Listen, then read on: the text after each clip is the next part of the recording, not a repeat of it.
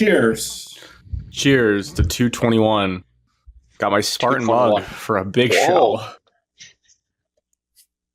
I'm not biased. For a big show, Alex. I got a Core Power. Have you ever had these? Yeah. 26 grams. Dude, it tastes like chocolate milk. It's phenomenal. Probably It tastes like I straight up chocolate milk. I see mixed reviews on those. Bad for you? Bad for you. Yeah, I don't think they're great for you. 26 grams of protein. A little bit of sugar. Some cows. But tastes great. Have you ever heard of the Yuka app? YUKA? Mm-hmm. It's like a little health barcode scanner. It's free. You just scan something and it'll try to tell you if there's anything like additives You or want me like to try it? hazardous to your health. Yeah, do it right now. But some people say it's BS. Like, with anything, they're like, oh, Yuka like says things are bad because they want you to buy other things because they're being paid by companies. Well, everyone's getting paid. Everyone's getting paid by somebody. What do you think you would say about Taco Bell? Taco Bell? You amaze me. I'm drinking coffee this late. My foot's tapping on the floor right now. It might be a bad night. Can't stop fidgeting. I didn't have my second cup today. Got lost in the sauce at work. So I just wanted a little something. I had 2 before 8 a.m. today. So when you say second cup, do you actually count like... I have to use my email to have this? No. Like, most mornings, I would say over the last 6 months, we have an espresso machine. So like one of those pods is like the first cup. And then I just don't have coffee after that. Probably by like 10 a.m. I'm done with it. Sometimes after lunch. oh, you're a big time sipper on your coffee. Yeah, I think we covered that once. I don't. Weird. And after lunch, like at maybe 12, like 1 o'clock, I'll have another cup if I'm feeling it to get through the afternoon crash. Sometimes I wonder if I didn't drink caffeine at all, would I never get an afternoon crash? Would I just be fine the whole day? Probably not. Oh, no. I don't drink coffee in the afternoon. Yuka does not rate products that are high in protein. This place is a scam. You tried scanning it and it wouldn't do it? It says, does not rate products that are high in protein. That's a lie, though, because I have some Chobani yogurt drinks in there that are like that, like 20 grams, and they'll scan those. What a joke. What a joke. It's not a joke. Our show. Big show tonight. Oh, yeah, Chobani. See, 20 grams, bad. 12 out of 100, bad. That's the app that everybody does on TikTok. Good. You see this on TikTok, Evan? Oh, wait, low numbers bad? I see people like just going around the grocery stores, like saying, "Should you buy this?" And then they flash like a little like cropped image from that app, and it's literally that top portion with like the image and then the score. But if we look deeper here, boys, welcome to Yuka Hour. So it says the additives in it are yellow, limited risk. So that's not bad. Red, it just doesn't like that it's too many calories, which is fine. If you're trying to bulk up a little, you don't care. Then sugar is a little sweet. So overall, 12 out of 100, but not like anything really bad for you. Then why is it so shitty? Some people don't want 170 calories in that many ounces. It just depends on what your goals are. What else is bad? You know what everything is bad on here? Sunscreen. There is no sunscreen that's good for your body. Believe that. So bad. I mean, but it's better than getting burned. Right? True. You know what's good for you? Things that you like, Alex? Tuna packets always are good. Mustard, always the best condiment. Like, Yep. Yeah. I think I'm in good shape. Heinz spicy brown mustard, good. 51 out of 100. Can't go wrong. Every other thing on here, what's 100? No additives.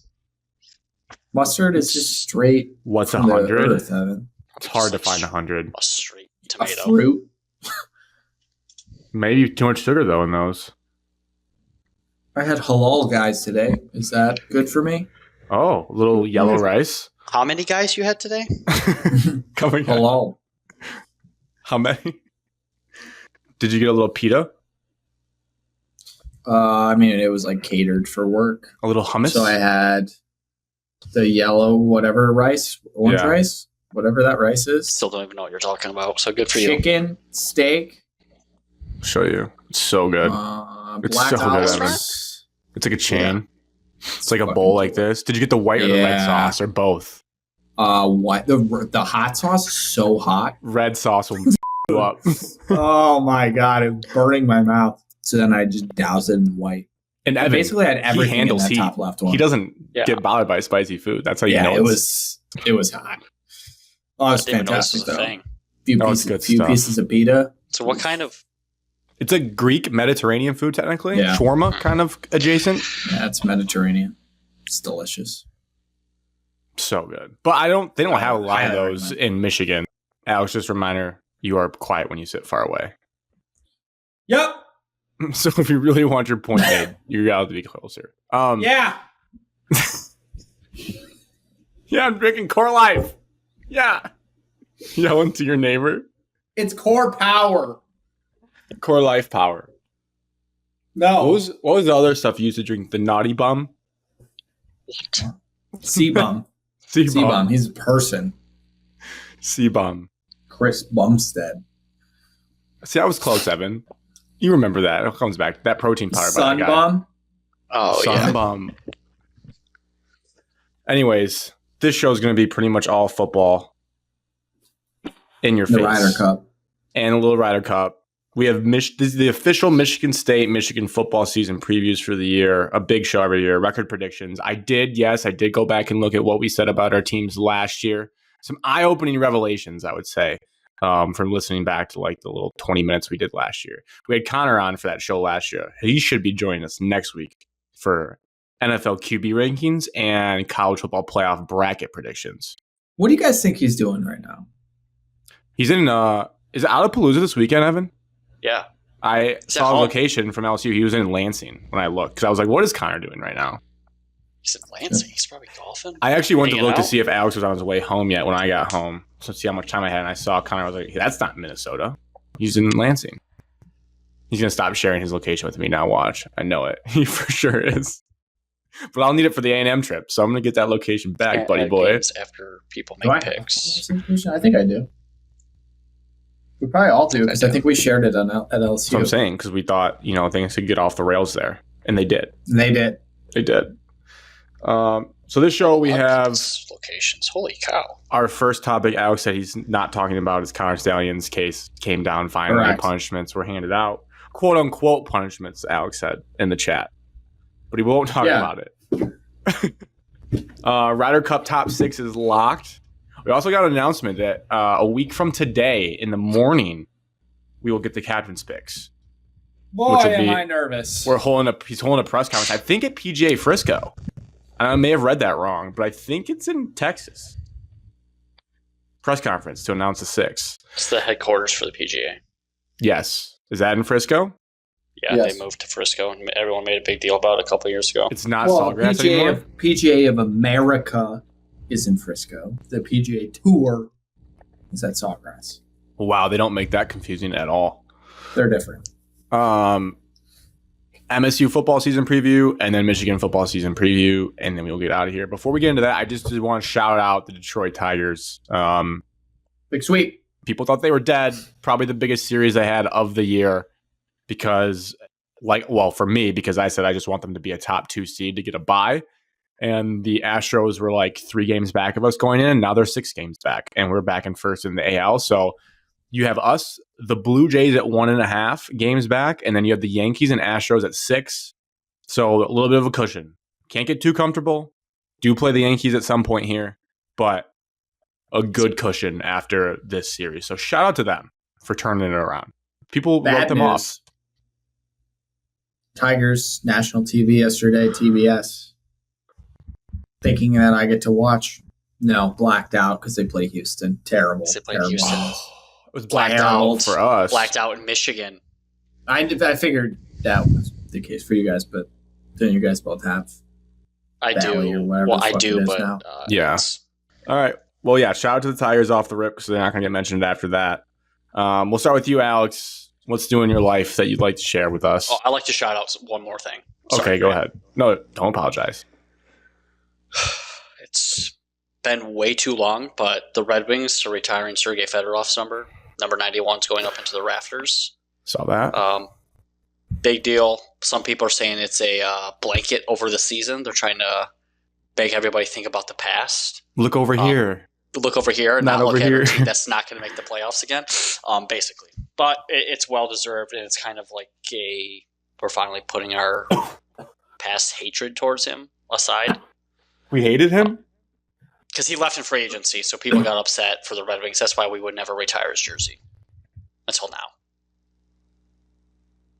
Interesting. So, oh god, I choked on my spit.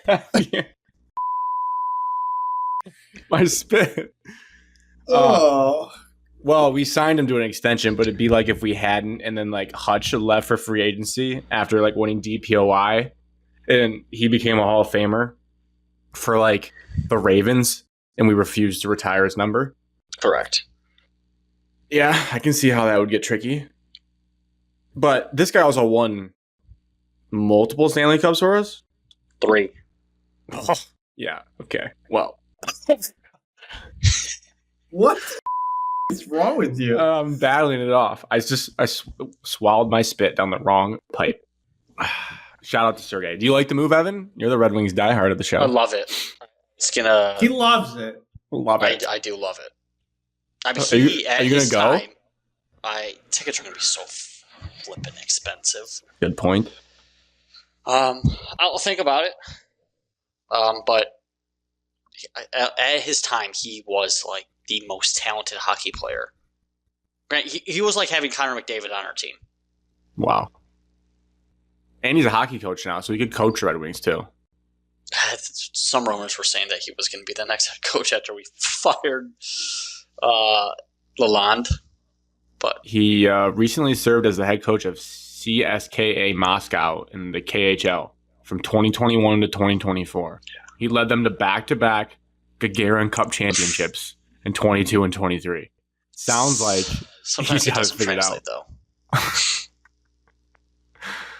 That was back when there was like no salary cap, right? Wasn't like the whole thing we were so sick because you could just pay whatever you wanted? Then they brought in the salary cap. Yeah. It was when Mr. Papa Illich was still in charge. He would make moves, bring people in, trade people. Sounds a lot like Chris. It does. Kidding. Alex, your life. Any updates? I haven't been on this in a while. Last saw each other and had a show. Bachelor party. KFM. I saw you guys at the bachelor party. Well, yeah, you had Wilkins a show was on the that. show before that. And then we saw each other, had no show, and now we're here. Show before that, wasn't Connor may have been on before that. Yeah, it was closing season for AG. When was the last time you were on? It was on right before the Lions playoff loss. I was on right before the bachelor party. I was on that week. Oh, so maybe Connor was on, then you, and then Wilkins. And then I've only missed one in a row. We had a great time at KFM's. That was a shared experience since we last recorded. We haven't recorded since that? No. We didn't record last week? That was 2 weeks ago. We did not record last week. Why? I thought you guys were. Because we got back from KFM. You couldn't do it till Wednesday, and Grant. Then I was going up north. All right. That was last week. Yeah. Yes, it was. Okay, so KFM's bachelor party, good time. Great time. Shout out to everyone who helped plan it and was helped out during the weekend. Great time. Shout out to the Michigan weather that weekend. Yes, that too. Really good weather. So I did that. So I was in Michigan. Week before that, I helped my sister. Well, she wasn't there, but I helped her fiance move into a new place in Dallas. And then this last weekend, I played golf. Hell yeah. And you went low. Also won 5 straight indoor golf league championships. Somewhere in between there since the last time I talked. One for the thumb. You get rings? You guys should get 5 rings. No. We're going for, this is our final season. So we're going for the 6-peat, and then we'll call it a day. What nights is that on now? Thursdays. That's a good night. Thirsty night. Yeah. So what do you do in your free time after you guys hang it up? I just watch Thursday Night Football probably. Get into pickleball. Yeah, but after Thursday Night Football is not year round. We'll probably start playing again because we'll get Clash bored. of Clans. No. Magic the Gathering. They just dominate a card game. But yeah, I played golf Saturday morning. You shot Slept 73. through my alarm. Slept through my alarm. Got to the course, just showed up, no warm up, shot 73. I was like, God, just don't need the range ever again. You've always said that. That is true. Range doesn't help me, I think. I think it just makes me worse. Yeah, I played pretty well. I didn't have any whiffs like with Evan. I'm still not sure what happened. Got off the tee box? Yeah, I got off the tee box. I was nervous in front of you, Evan. I get that Very special. We're also doing a 2-man best ball teams. So it was, trying to like really lock in, be competitive, try to win. And we just went belt to ass on them right from the jump. Just destroyed them. It was great. I shot 1 under on the front, so I was feeling pretty good. And then right after I texted you guys, I made a bogey, then a double. So then quickly almost ruined that. And I had a terrible decision on 16. I'm even par going on to 16, par 5. Pulled my drive into the water, so got to take a drop. Again, par 5. So I'm hitting 3 to 11 out. You got to carry water. It's like an islandish green. And I was like, do I just lay up here, play for par, bogey? Or do I just put this on and have a birdie putt, to 11? Can definitely get there. Shouldn't be a problem. Decided to go for it. Dumb move. Hooked it. Water. Made 7.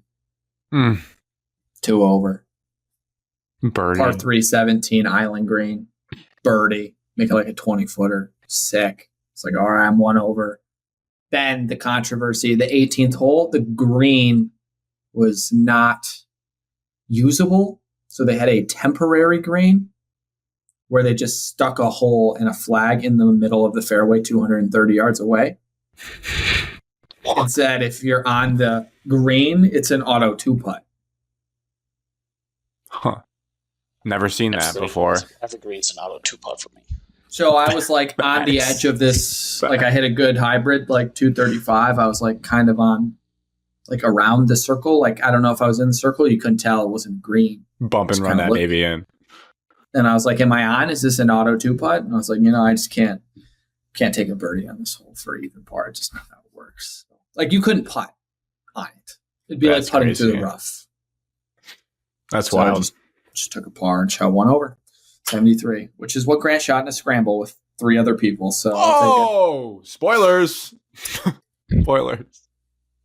Do you wish you would not have hit driver on the par 5? If you had to play the strategy, and would you just the tee shot was fine. Like I hit it in the water, whatever. Still hitting 3 only 200. It was that shot. I should have just laid up to the edge for par. Then hit a little flip wedge in and had a chance to make a par. Worst case bogey. Or dunk the flip wedge for birdie. Well, I didn't do either of those. I got aggressive. Is that all for you? It's all for me. And I had Ben and Jerry's twice the last week, so shout out Evan. And I found Evan. There's a Ben and Jerry's just like a whole restaurant, Ben and Jerry's, or ice cream parlor in Houston. Just Ben and Jerry's. Yeah, I mean it's like a 9-minute drive. Look out, October weekend. What's it called? It's called Ben and Jerry's. That's it. Hopefully. Just like it looks like Big Boy of Ben and Jerry's. Evan's gonna be like the SpongeBob movie when they get wasted on ice cream. Goofy Goober. Waiter. Ben and Jerry's ice cream parlor in Houston. They're a Vermont brand. Why do they have a Houston ice cream shop? It's on Kirby Drive, Alex. Oh yeah. Wow. Rice Village. So they have soft serve. They have the soft serve Ben and Jerry's there. I didn't go in. What? I just drove. I was driving by it after golf. Yeah, that's it. That's the one. It gotta be right. You gotta be able to go in there and just get. Yeah, they probably have every single flavor you could imagine. I'm on their website. Unbelievable. What are the odds? They have shakes and everything. Oh my! Flavors, look at pint, that Sunday shake. shakes, smoothies, dope That chunks. screams Evan.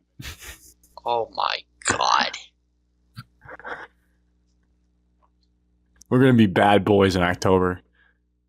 What is that Therapy. little blue cookie dough? Yeah, this is bad. What's This fresh isn't good. packed? I need Is that a the flavor? Yeah, I guess so. chocolate ice cream with fudge covered pretzel pieces and pretzel swirls. We're gonna leave Evan for the whole show. Covering. It looks like he's recording us.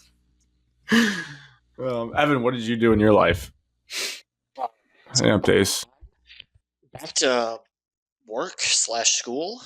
This has been the first week. Oh, because you do before Labor Day now. Yeah, God, we hometowns changed back that. in. You're at Back I didn't in. know. I didn't Yes. know we changed that. Wow. Back to Since school. Monday. Wow. That is crazy. That is crazy. I forget school exists sometimes. Alex, you got brought up a couple times by my family. Me? A little bit of bashing me. Middle school football starting next week. So they were all harassing me, saying, "Oh, what's Alex going to be your total points over under this year?" Yeah, we're bringing that back. So the 8th grade team you coached those 7th graders last year. So there's some familiarity there. Oh, Okay. yeah, that team's Belt to ass. A-okay. I went to the Lions preseason game on Saturday. Oh That yeah, sounds terrible. from the clouds. Last time I was in that, I honestly think there's stadium nothing worse than that was preseason with you football. two. Oh. Yes, and Ben. Lost to the We Commanders. just- Oh. That was the last time I was in there. Okay, you think we'll get to go to the playoffs again? Just want to try to plan out my January. I mean, I have no idea. That happened fast and loose. I also Yeah, I'm did gonna tell need- myself, Alex, when we were in the car, I think I told you everybody while we were in the car, I was like, I'm never going to a playoff game again. Yeah, I think you did. The heartbreak sucked. hurts too much. I'll never was so forget face sad. in the car ride home that entire time.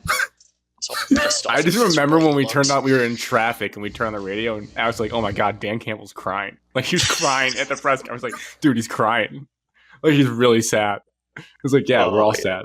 It was dark. I think the ride to the airport when Grant took me the next day was even worse. Like we'll probably never have this chance again. I want to say there was something else, but I don't remember. We beat Illinois that day, though. Oh, and basketball. The car ride the next day, yeah. Yeah. Sick Yeah. cone car alley-oop on that. Probably top Yeah. 3 of the year. God, he's so good. Cohen Evan Carr. Cohen Evan Carr. His middle name's Evan. Yeah. I Yeah. saw that on an ID. Someone stole his ID? Someone has his ID or something. I don't know. And that's about it. I can't think of anything else. Golf League is officially over with. We just have fun night left. Shout out Fun night. friend of the podcast, Drew's dad, Dave, won the league. Second time in the 31 years he's been on league. Wow. He won when I was on, I think. No. He said he No? was in the championship game like 10 times in his life and lost them all. What'd you guys finish? Like 10th, 12th, 15th? Yeah, somewhere around the bottom. Did you avoid that one position night matchup you were trying to avoid? Yes, because I Thank God. played with friend of the podcast Wilkins that week because Drew was gone, so I had a sub, and that was. Oh, I sent you guys a picture of my near hole in one. That was a highlight. Oh, yeah. The closest I've Yeah. ever been in my life. That was really close Like, I have to a dunking similar it. picture. So close that I stopped talking, stopped moving, and Wilkins was freaking out for me. Well, you guys thought it went in. Well, the fact that it was going like right over the flagstick and how close it hit, then it was coming back, had to be coming back towards the hole. Like, That would have been so cool. I would have shit bricks That was on 7, you said? on 7. So that was the closest. That's where I got by it. far, hands down, the closest I've ever been. That was a hell of a divot. Would you hit pitching wedge? 9-iron. Whoa, it's a lot of club, Evan. It is. You swing smooth, or did you muscle I it? did. Swing smooth. Hell yeah. Hell yeah. But usually if I'm You playing need to with do that Grant, more, Evan. I have my That's the only 8-iron problem. back, Alex. It's your only problem. Have my Yeah. 8-iron back. Game's That complete is- now. No matter where I'm at on the golf course, If I swing that club, it's pured, 100%. I talked to my parents, Evan. My mom's like, I don't know why Evan didn't take the 5-iron. It's like, I told him to. I might come back for it. He kept asking. He's like, that 5-iron looks pretty good. Yeah. So, I said you could go back. You'd go back and get it. Other than that, great. How was your week, 2 weeks? How'd you shoot a 73 in a scramble?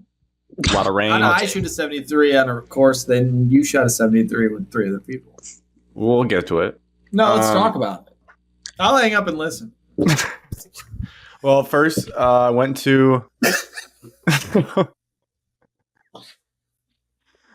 speaking of that, when I was listening back to the Michigan State at the very end of that, like I cut out, and then you just basically started doing that voice and asking Evan questions in a radio caller voice. Hey, Evan, do you think Nick Marsh is going to be a top 3 receiver in the Big Ten this year as a freshman? Evan's like, I don't know about that. But you're just doing your voice. I fire up that radio bit today. Let's see. KFMs, and then had a quick week, and then went up north on Thursday night to the great city of Munising. Had a great boat day on Friday. A little windy, a little choppy across the old Lake Superior there, going across the bay, but tucked in behind some trees in Murray's Bay, and it was like 84 degrees and nice, so did that. It's remarkable the one time that we were up there, and you get into that bay, and it's like you're in a completely different like weather environment. Oh, like, yeah. No wind, and I think about completely that, calm. How we watched that video of you guys getting stuck in that cave again. We were showing someone, and they were just laughing. They're like, you brought your friends up, and like that's the experience they have. I was like, yeah, I thought like they were goners in there. The whole cave filled with water. Like they couldn't have been able to breathe. The whole cave was water. But like Dale's got a pretty nice pontoon, and it like takes the waves a lot better, but it's still getting rocked around. And I just think back to how like naive we were on like 15 people deep on a much smaller pontoon when the waves were just as like the wind was like 12 miles an hour, like just as bad, and how far we went. It was kind of stunning every time I go out there to think like, damn, I can't believe we went that far on that pontoon with that many people and took on that much water, and like we're smashed on tequila and we're fine. Well, we weren't driving, obviously, but still. On the way back, we lightened up the load because we drank all the beer, and the coolers got a lot lighter. Yeah. Dragged Evan through a wormhole underwater in the tunnel. Terrifying. We're going to have to make that trip again. The fear in Evan's eyes, I'll never forget. I'll never forget the fear in Evan's eyes. When his fucking water comes in, I just looks at me, he's like, I don't know. Oh God, it's hilarious. What else did we do on Friday night? It rained. We got drinks, went to the barge, played some euchre. Saturday was the scramble.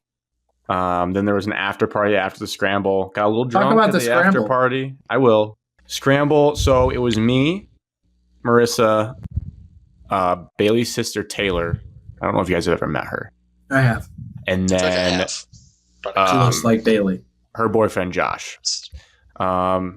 Myself, Marissa, Josh, not really good at golf. The team we played with was the highlight because they shot 12 under. They come in second in the co-division. We took a lot of rounds of shots for all their eagles. Crazy that you guys just got to be alongside a 12 under while you guys shot 1 over. Correct. And towards the end, such a massive difference. Towards the end, I felt so bad. I was just trying to go fast to because they were still in contention in their heads. Like they were playing, they knew what kind of score you needed to have in the clubhouse. And I was like, dude, they might could win this thing. So I was like, we just need to hurry up and get off this course for them. I'm looking back, we made 3 birdies and 4 bogeys.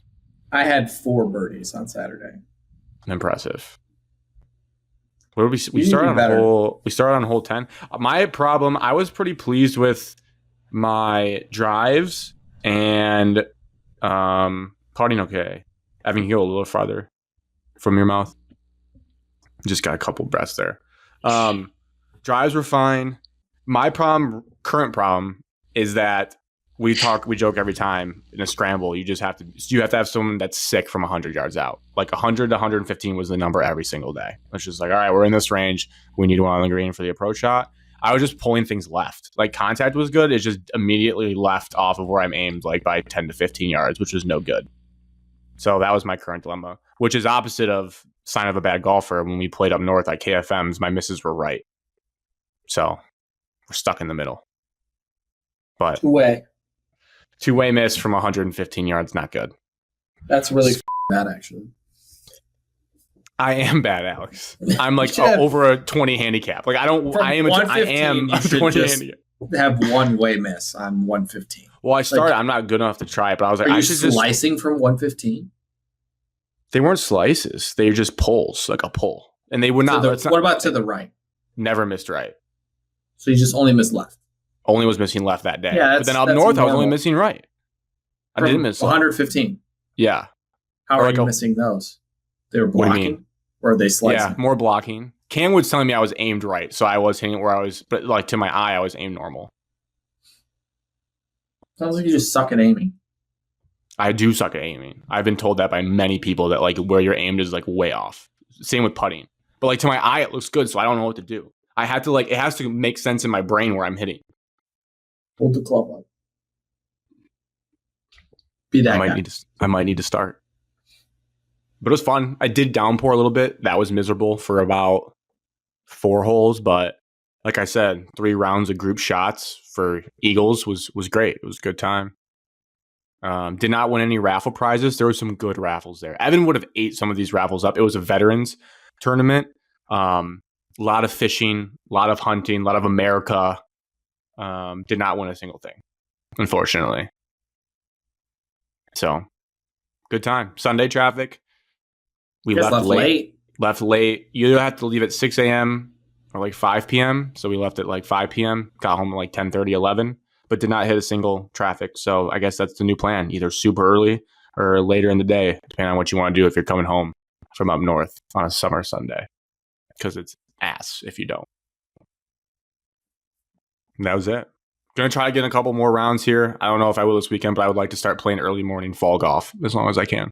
You guys want to do any Easy River 9 golf leisure activities in Houston? Easy River 9. East. It's east. I'm bringing my clubs. I call it easy. No, we should. None of us should. We don't have room for it. We do, but you can rent from there, or we can just take Alex's. Well, He probably doesn't want us to use his. I don't know, I got like 6 wedges and 2 putters. So fine. We'll have 2 groups. As long as that hardo at the front desk is sitting there trying to tell us what we need to do, then we should be fine. We might need to rent 1 bag. Just so when we tee off, we'll pretend like we don't know each other, and then once we make the turn behind the hill and they can't see anything, we'll just all play together. Because we played as 7 people, and we waited for people. If you have 2 putters, you just have to like hand the clubs off to people. Yeah. The putters, I guess, is technically a problem. That would be funny if we all, like, you did a random draw before we went out, and you got a wedge. Gets a club. And you couldn't trade. Like, you just have to figure out how to hit the 54 degree around there. That would suck, actually, on some of the holes. All right, we'll figure it out. That's it. You guys want to move on to Connor Stalions case? Michigan, I guess the case came down. Alex, would you like to say why you don't want to talk about it? It's a waste of time. Like, it's a waste of time to talk about. It doesn't affect anything, anyone. It doesn't affect the season. It doesn't affect next season. It doesn't affect anything. It doesn't affect the past. It's literally a waste of time. Overly, like, on the big picture, yeah. Like, they didn't really get... The entire thing is a waste of time. It does affect some people, but not...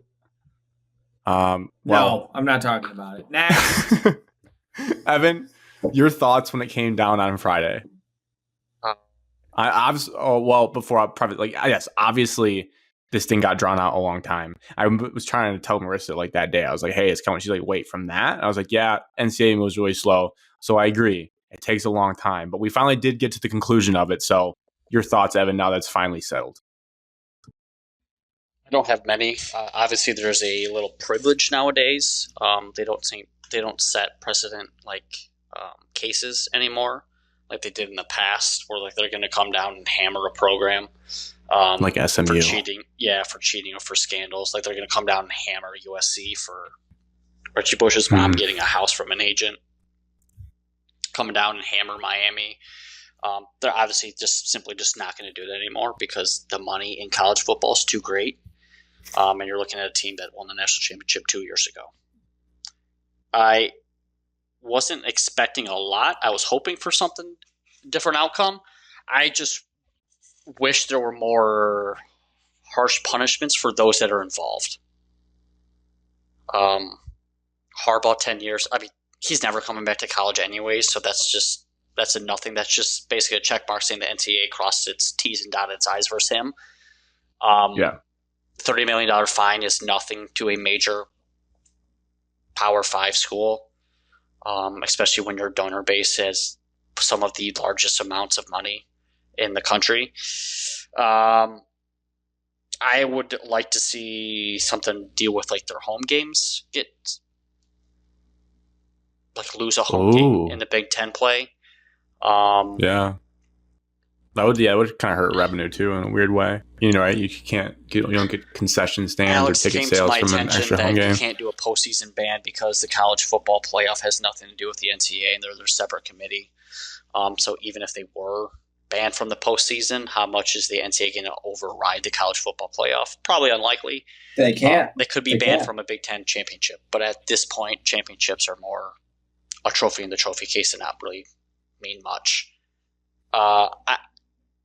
8 years for Stalions is just too little. He should be banned from all college athletics forever. I mean, it was that would be a great headline. I mean, it's proven that he cheated. It's proven that he helped another school cheat. And then it's proven that he deleted evidence. My biggest thing is that throws his phone in a lake. Alex, in a pond. I'll cover that. You stay out of it. You're not talking about it. That's the only thing that was interesting. That was fascinating. He threw it in a pond. What I read this morning, which is very fascinating. I hope I can find it. Evan's still in it. I love it. See, Evan cares. Evan was super excited the day of when it was supposed to happen. And then I immediately ruined his dreams when I said there'd be no postseason ban because of the whole college football playoff, not an NCAA thing. And then it came out, and then Evan was completely no longer invested. According to Triple Option Podcast, I don't know, Grant, if you're going to mention this at all, but Urban Meyer agrees with the NCAA punishment on what Michigan got. And not punishing any current players, because he goes on and just highlights how he took over a program and he had to walk into the meeting room and tell the seniors that we are banned and cannot play for a championship when that team went 12-0. He said it was one of the most difficult things he's ever. Yes, and so the recent NCAA ruling to not punish players that weren't involved is correct. However, the ruling also proves that NCAA has an enforcement arm and no longer exists. So the NCAA's power is basically gone in college football. They have no room to harsh or punish anybody because college football is just bigger than what the NCAA is built for. I just think there's got to be a stronger punishment, not to hammer down what Michigan's going to do, but for other teams to not somewhat try to get away with the same thing. Because you're looking at it. Yeah. I'll be the first one hands up to admit, hey, Evan, a super fan for Michigan State goes out and cheats, spies, whatever, did help or whatnot, and you win a national championship, but your team gets run through the media for 3 years and then gets a slap on the wrist. Would you do it? 99.9% of the schools would say yes. That was my question for you guys. Like, with all the public, so you have the fine, or the penalties that came down, which is what they were. We always get dragged through the mud in the media because we had our two most famous coaches get dragged through the darkest scandal in athletics history when they had nothing to do with it. It's true. So you have a good perspective. So you would sign up for that and like rivals saying asterisk and all that and these penalties for the Natty. You would make that trade. You guys never got the national championship taken away. You're not getting any wins getting vacated or taken away. A big fine, and Sean Moore gets suspended for Arkansas State next year. I don't even know who you play in your first game next year. So he doesn't get to go to Germany. Yeah. Alex, would you take it? You can answer that one. I don't care about this topic. Or do you want a legit, as some people would say, a legit title? Or you just take the taint title? We'll never be in this position. Come on, to speak on it. I don't know. The biggest issue with if we win a national championship, I don't think this entire scandal will come out the same way it did for you guys. Well, no shit. I also don't think we'll be winning a national championship anytime soon. Oh. So all of this is irrelevant to me, and I don't care. This is why I said I didn't want to talk about it. It's just a waste of time. Connor Stalions is a head case. Jim Harbaugh is a liar. Always has been, always will be. That we'll never know how much he actually helped, like in the game-to-game situations. The Untold on Netflix that will come out in 26 years. They did that already, though. No, they'll do a new one where they actually tell us. The one they did was horrendous product. It was a little interesting. The Connor so closely attached. You just didn't get anything new, really. But that's the only to thing. Your point, Evan, I think it's teams are coming out and saying that they are putting in place like scripted plays that week that are brand new, and the other team still knows what's going on. Is kind of there's an asterisk there. What Greg Schiano saying something at halftime, saying there's something wrong with this, asterisk there. But how much overall did it help in the grand scheme of things? Yeah. I mean, does Michigan really beat Georgia in that first national championship? If you beat TCU, are you guys beating Georgia that year? No. It's a closer game than the TCU game. I 100% agree with that. But are you beating that Georgia team? Hard to say. No. Even if we had all their plays, I don't. No, that team's sick. Like I think we talked about in terms of like what they knew and all that. Not to relive it, but like it did help that it came out in the middle of the season. They got rid of them and still played the toughest opponents after that. That helped the way it looks. And like Charlie Baker kind of screwed the NCAA in this whole case when he came out after and he said like it's a legitimate title. Like he said that like a week after they won. So if you're the NCAA trying to make a punishment and your president said it a week later that it's legitimate, fair and square, like that doesn't really help you a lot. I thought, it's certainly, to your point, Evan, makes it feel like other schools can kind of just do what they want, like kind of dare someone to actually do a postseason ban. I do think it's important to contextualize the whole thing where I guess maybe credit to the Big Ten commissioner, Petiti. I still thought he acted super fast, but I guess looking back at all the fines and what they found, it was fair. Like he did suspend the head coach while they were landing to play Penn State and Ohio State. So they did get that punishment in real time. I don't know enough about teams' budgets. I know like these schools are so rich. I do think so Tennessee was 2 years ago or a year ago got sanctions for recruiting and it was $8 million. And at that time that was like a big number. So the fact that the NCAA is pushing close to 30 million for this, I do think that's like, they basically just said, we're going to try to find them like an insane amount of money we're not doing a postseason. I will say though, like a lot of teams do bank on, like if you make the playoff, you get a lot of that postseason revenue. So that, when you're budgeting, Alex, you're in finance, like it hurts to not have it. TV deal is that hurts all Big Ten schools. Their revenue share is going up, so they get money from the Big Ten. So like it's all the money that they have coming in from these third-party providers. I feel like that $30 million is really not that much in my head. I think they do it in weird ways though, where like I don't know how with an NIL booster how they can skirt around it, because the way they did all the fines, like it's like 10% of the budget for the football program. A fine equivalent to the loss of all postseason revenue, 10% of the scholarships awarded, and then so they kind of are taking percentages off of like things that are going to happen. So I don't know if it's as simple as like you can call Larry Ellison or Dave Portnoy or Stephen Ross, and they can revenue.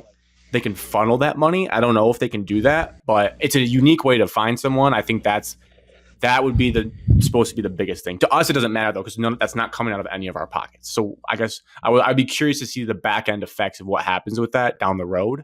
I don't know. The only other two things, advertisements in Michigan Stadium, and they get that money back. Yeah, maybe that's what it looks like, or like you said, there's something that they try to sell out. Michigan Stadium adds a sponsor to the 25-yard line, like a lot of schools are doing. Oh. Brought to you by on the field sponsor or whatever, Chrysler, and then there's a Chrysler name on the 25 opposite Zingerman's Deli. Yeah. Or the Bagger Dave's. Bagger Dave's end zone. Bagger Dave's red zone. Besides money, 25% reduction in football official visits next season, and then a 14-week prohibition on recruiting communications in the football so you could the 25%. Program. Okay, you could find out because you're only given a certain amount of official visits. I think. I know each kid's only allowed 4 official visits. Yeah, teams can only have so many officials. But a lot of kids can go there. Yeah, prioritize. Let's say a lot of kids, if their family's well off, you can go as many visits as you want. Just the official visits just means like the school is paying for your entire travel.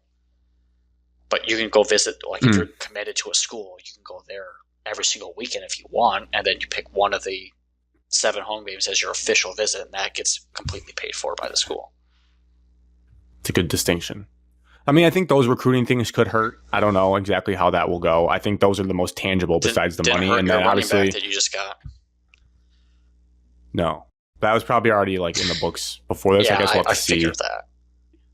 How it goes. I will say your point, Evan, is kind of crazy that Stalions show cause is less than Harbaugh's. I don't know why. The Harbaugh thing he played it perfectly. Like he bolted. He always wanted to go to the NFL before even there were sanctions. Like he's just untouchable because the NFL cannot punish you because of an NCAA case. So it's like, I don't understand. Like he just he swindled them and they're pissed at him forever. So they probably did him the highest to make it look bad. But like we all know he's never coming back. Yeah. I wonder Bernard Robinson 3 years too. That was crazy. This is, got thrown in there. Yeah. Just read the article. Bernard Robinson. He was on staff or whatever. He was obviously helping or contributing to it. I'm wondering if the NCAA, looking back at it now, when Harbaugh leaves to the NFL, they're banning him for 10 years or whatnot. I wonder if they wish they would have made his suspension that year longer, like for the playoffs. Like I know it was a big deal. That I bet they did. For the Penn State, but the Penn State game. But that's where it becomes tricky between conference and NCAA, because NCAA still has to go through this whole process, whereas Petitti as a commissioner can kind of do what he wants as the conference and be like, well, it's 3. But the NCAA, I think at that point couldn't really do anything because they have to like go through this whole process. It's kind of crazy that the NCAA takes this long. It is, and it kind of like to Alex's point, it ruins its luster. You're like, we're talking about something that was happened 2 years ago that in our minds has already been settled. The social media aspect of all of this just makes it, I feel like, drag on even longer because like now social media, you have people on Twitter that are giving you answers 24/7. Like they already have like the details about it, but the NCAA is still going to drag this on. And plus, this is our first football program case that kind of involves suspensions or whatnot from our 2 programs. This magnitude, since we started the podcast. I know we had Michigan State's 2 years ago, but that was just a one individual basis and not a whole sign stealing. When the sign stealing thing came out, people were saying this is the biggest scandal in college football history. I mean, it was kind of like, the Pats had their sign gate, but it was kind of similar to Deflategate because it was super on the field too. It's not like an off the field thing, really. It was interesting to the CFP point. My other last takeaway is that the NCAA did say in the Zoom call that they had enough level 1 infractions to do a postseason ban, but they consciously said they did not want to punish the current players who had nothing to do with it. So that makes me think like they did have the rights to do it in a way. I don't know what they can do it, but the college football playoff is a separate entity, so the college football playoff can still invite Michigan if they want to. Yeah, and Michigan can play because it's not NCAA. How much is your coaching staff is still there from the previous Harbaugh staff? Not a ton. Bellamy and Sharon, and one name that was stunning from this whole thing. If you were in the weeds, Chris Partridge got fired in the middle with Stalions, got fired from the team because allegedly he told a player to not cooperate with the NCAA when they came in during that season.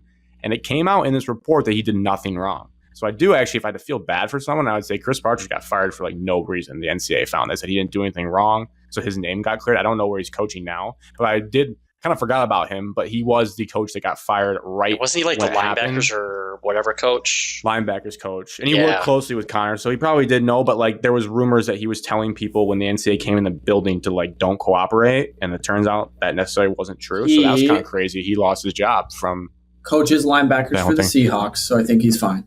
Oh, Mike McDonald took him. That makes sense. Yeah.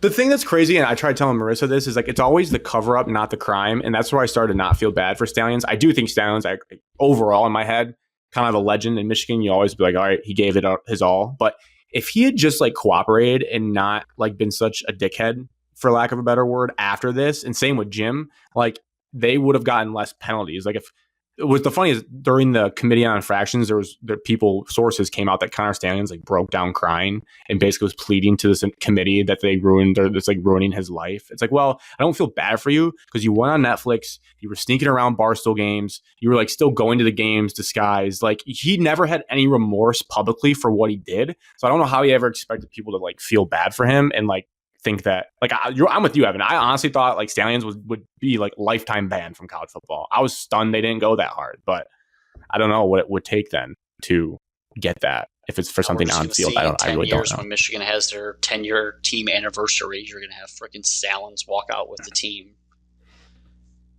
Obviously, Harbaugh won't be there, but Stalions I could see being there. Oh yeah, they did the 10-year, so he has to miss a 10-year reunion. Yeah, that would be actually funny. He just out of spite. I don't know. The whole thing's crazy. I'm glad it's done. I did see though that Michigan's appealing the Sharon suspension, which I was stunned by, because I could not believe the NCAA didn't try to add on more. They just let Michigan choose the 2 games he suspended this year, and then just tacked on 1 for next year. That, if I was going to eye roll, Alex, that was crazy. If I was an outside fan, I'd be like, you let Michigan pick the games they want to suspend him, so he doesn't miss his Oklahoma alma mater game, and then he just suspended him for Western and Germany, like. That's kind of crazy. Waste of time. Truly a once in a lifetime case. Waste of time. Is hopefully over. I still want to know. I thought we were going to get from Dan Wetzel to how it all kicked off. Still, I'm not saying it was any rival stuff. I would actually respect if it was like Ohio State that dug it up, but we still never got the answer of how a private investigation firm had all this stuff and handed it to the NCAA. Like, I just want to know that one day. Like, how was the NCAA basically said, hey, this is happening. Here's everything you need to know. Look into it. Because I still think about that Washington Post article that was like, yeah, there was a private investigation firm that found all this stuff about Connor Stalions, and they just gave it to the NCAA to look into. I was like, what? Like, I don't know how that happens. There's theories there was a walk-on that transferred. I don't know. But that's for a different day. All right. I think that's all on that topic. No, one thing too. Like Alex, you said Evan was excited that Friday. I was pretty nervous because like you joke about it. Oh, it's coming. That the day before, I'm like, dude, like, what if they actually do ban us for this postseason? Like that would ruin the whole season. I'm like, I can't go. Like, so that would have been the meanest punishment. That's why I said I didn't want over anything. But it was definitely nerve wracking. It was definitely nerve wracking, and rightfully so for the rival fans. Like, just punish this team. Like, set an example for that's all everyone. I wanted was a postseason ban. Give me a multi-year postseason ban. I didn't need anything else. Multi-year? Yeah, just a 2-year. Just a 2 years, Grant. No. This year I would have hated but could have lived with. If it was next year too, that would have been really sucked. I wanted 2 years, so Underwood's is like, yeah, I'm out. I'm leaving. That would be kind of funny. That would set us back for sure. The dog likes it. Dog wanted the 2-year ban. Quickly, the Ryder Cup top six locked. Scheffler, Spawn, Schauffele, Henley, English, DeChambeau. So, did you Alex, guys see how creepy Harris English's face is on the Twitter post that they did? No, I did not. I thought it was just super creepy. The Ryder Cup USA posted about. Yeah, Keegan Bradley retweeted it. That's why it popped up on me. It's just like there's an edit of like everybody saying like, "Oh, you're in." It's like an edit of all the players, and I saw Harry English's, and it is like it creeps me out. I was like, "Oh my god!" It frightened me. That's the first words out of my mouth. This? Yes. He looks like that's just a normal looking guy with a fist bump. No, hell no. Close. The guy from the One Clay like cartoon animations. Harrison and Grummel. So like English Harrison and Oh, Grommet. yeah. There's Grommet. Yeah. He looks like that. Cartoon. Wallace and Grommet. Yes. Yeah. That's Harry You think English. he looks like this guy? Yes. Harris. His name's Harris. Yeah, maybe a little bit. Alex, your thoughts on the top qualified 6 that we can't do anything about? Yeah, good for them. Good for qualifying. Selfishly, anyone you wish that didn't auto qualify that would be on the chopping block? No, I'm fine with the 6 that made it. I mean, obviously Harris English would be the only question mark of that group, probably. But I mean, he's always in contention, like he has been for years. So he's played in the Ryder Cup He before, makes it. so it's not like he's a rookie. Like the rest of our The one other guy 6 that- captain picks. I rolled I my think eye Russell on. Henley's good. Yeah, me too. He was good in the President's Cup. I think he went undefeated. I know that's not as intense. Not nearly, but JJ No. Spawn. How many points did JJ Played Spawn better. get for I was winning the nervous US about Open? him. Ton. It's like a Is it- guarantee that you make it if you Yeah, win that's the what I'm US saying. Open. Like he's like that's the only reason he's on it. Well, I get it. It's But he did end up playing okay, I think, second after. biggest. He had one good week after that. Let's see.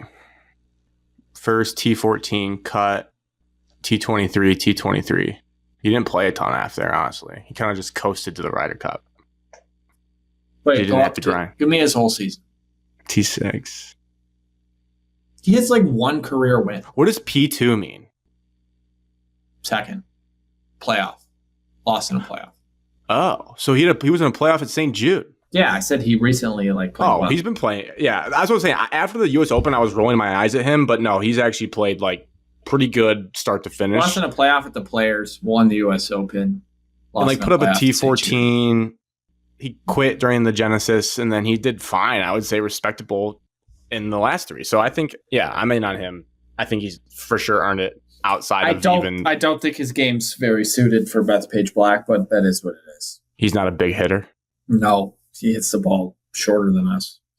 But I'm him happy and that him and Bryson can play together. that Scotty and Bryson Bryson. can't They- putt. I saw so jokes JJ can about putt. JJ and Bryson. Like JJ and Bryson, like, you know, kicking and screaming when they put the kid on his shoulder. People were making jokes about that for Bryson and JJ Spawn. You see, Keegan's making them all play a fall event, whoever his team is, and Bryson can't play because he's not on PGA Tour. I did see that. And Liv said he could, and then Yeah, this PJ is said Bryson and JJ Spawn at the Ryder Cup. Mega Man. I'm glad Bryson's auto 6 because I didn't want us to have to waste a pick on him because, I mean, he's going to be there no matter what. So it's good that he was no. an It would have auto been nice pick. if just the best 6 would have got the auto picks, and then you could have picked whoever you wanted. So but that leaves the question: they pick it a week from today. Who is your 6? Can you pull up the rankings? I have my again? Ah, Can you pull up your rankings? That rankings Yeah. again? Do you want the pick- Do you want the data golf one or do you want I the want Ryder data Cup golf. ones? I want data golf. I just want to know how high. I can give you guys Bryson's up mine. You there guys now. can disagree with mine if you want. Yeah, give us yours. You want to know in Ryder Cup how high he is? The Ryder He- Cup points are dumb, Evan. They don't all play the same amount of events. He's Okay, 30th. He flew up 7 spots. Okay, Alex. Well, I'm just saying that's not gonna that doesn't matter. Like no one really cares about that if you're not in the top 6. Even Keegan said if you're not in the top 6, like the points don't matter. Okay, I'm just. Ricky's better better than than a lot of these guys. That's all, Alex. I just want to see You where he can't- was at in this. You can't put him on this team, Evan. You can't. You can't put him on the team. Somebody that's been playing well the last Well, 2 Evan weeks. could Yes, if he wants to. I actually could. I have that free will. But the Ryder Cup's in a month. Yeah, And he's done a playing. month from today. So the 2 weeks, the hot 2 weeks are gone. That's going to be irrelevant in a month. Do you think he'll be good in a month? Absolutely. Just give I us have your no team. idea. Grant, you go first. You Okay. can put Jordan This on is it. not What's the necessarily in any difference? order because I don't think I am. Yeah, you can't. if he doesn't put Jordan, then you can't put Ricky. Peace offering. I'll let Alex. The go only first. reason I could still pick Jordan is because he was injured and he's just late to the party this year. Ricky was injured okay, all year. Justin Thomas, Justin Thomas is going to be on the team. Absolutely. Agreed. Just played with He's on my team too. We all have the same. He didn't play good though. I think he shot 270. He shot 274s next to Captain America. He hasn't played well in quite some time, but he's on my team. Another guy who hasn't played well but's on my team is Colin Morikawa. I don't this year. love it, but he's got the name. He's the sex factor. You hear Morikawa, you think American Ryder Cup team, but he has not played well. He's on my team as well. There's 8. Next one that I think probably most confident is Patrick Cantlay as well. He's on my team. That's 9. Again, a guy you're like, ooh, I don't know, but I think about No Hat Pat getting in a fight. I want Joe LaCava there, so it's really a Joe LaCava pick, not a Patrick Cantlay pick. Next, probably Sam Burns. Sam Burns is going to be on my team. I like how he's played recently. He's a maybe for me. Okay, first maybe. Next, Alex is going to hate this, but Ben Griffin still has been steadily enough earned his spot onto this team. Will he crumble? I don't know, but he has earned it. He has earned it. He's played like phenomenal golf. Week and week. He's probably a great guy. I just don't see it in a Ryder Cup format. Alex, he has played once, 2 times in his life. Dude, you just can't deny this. I mean, okay.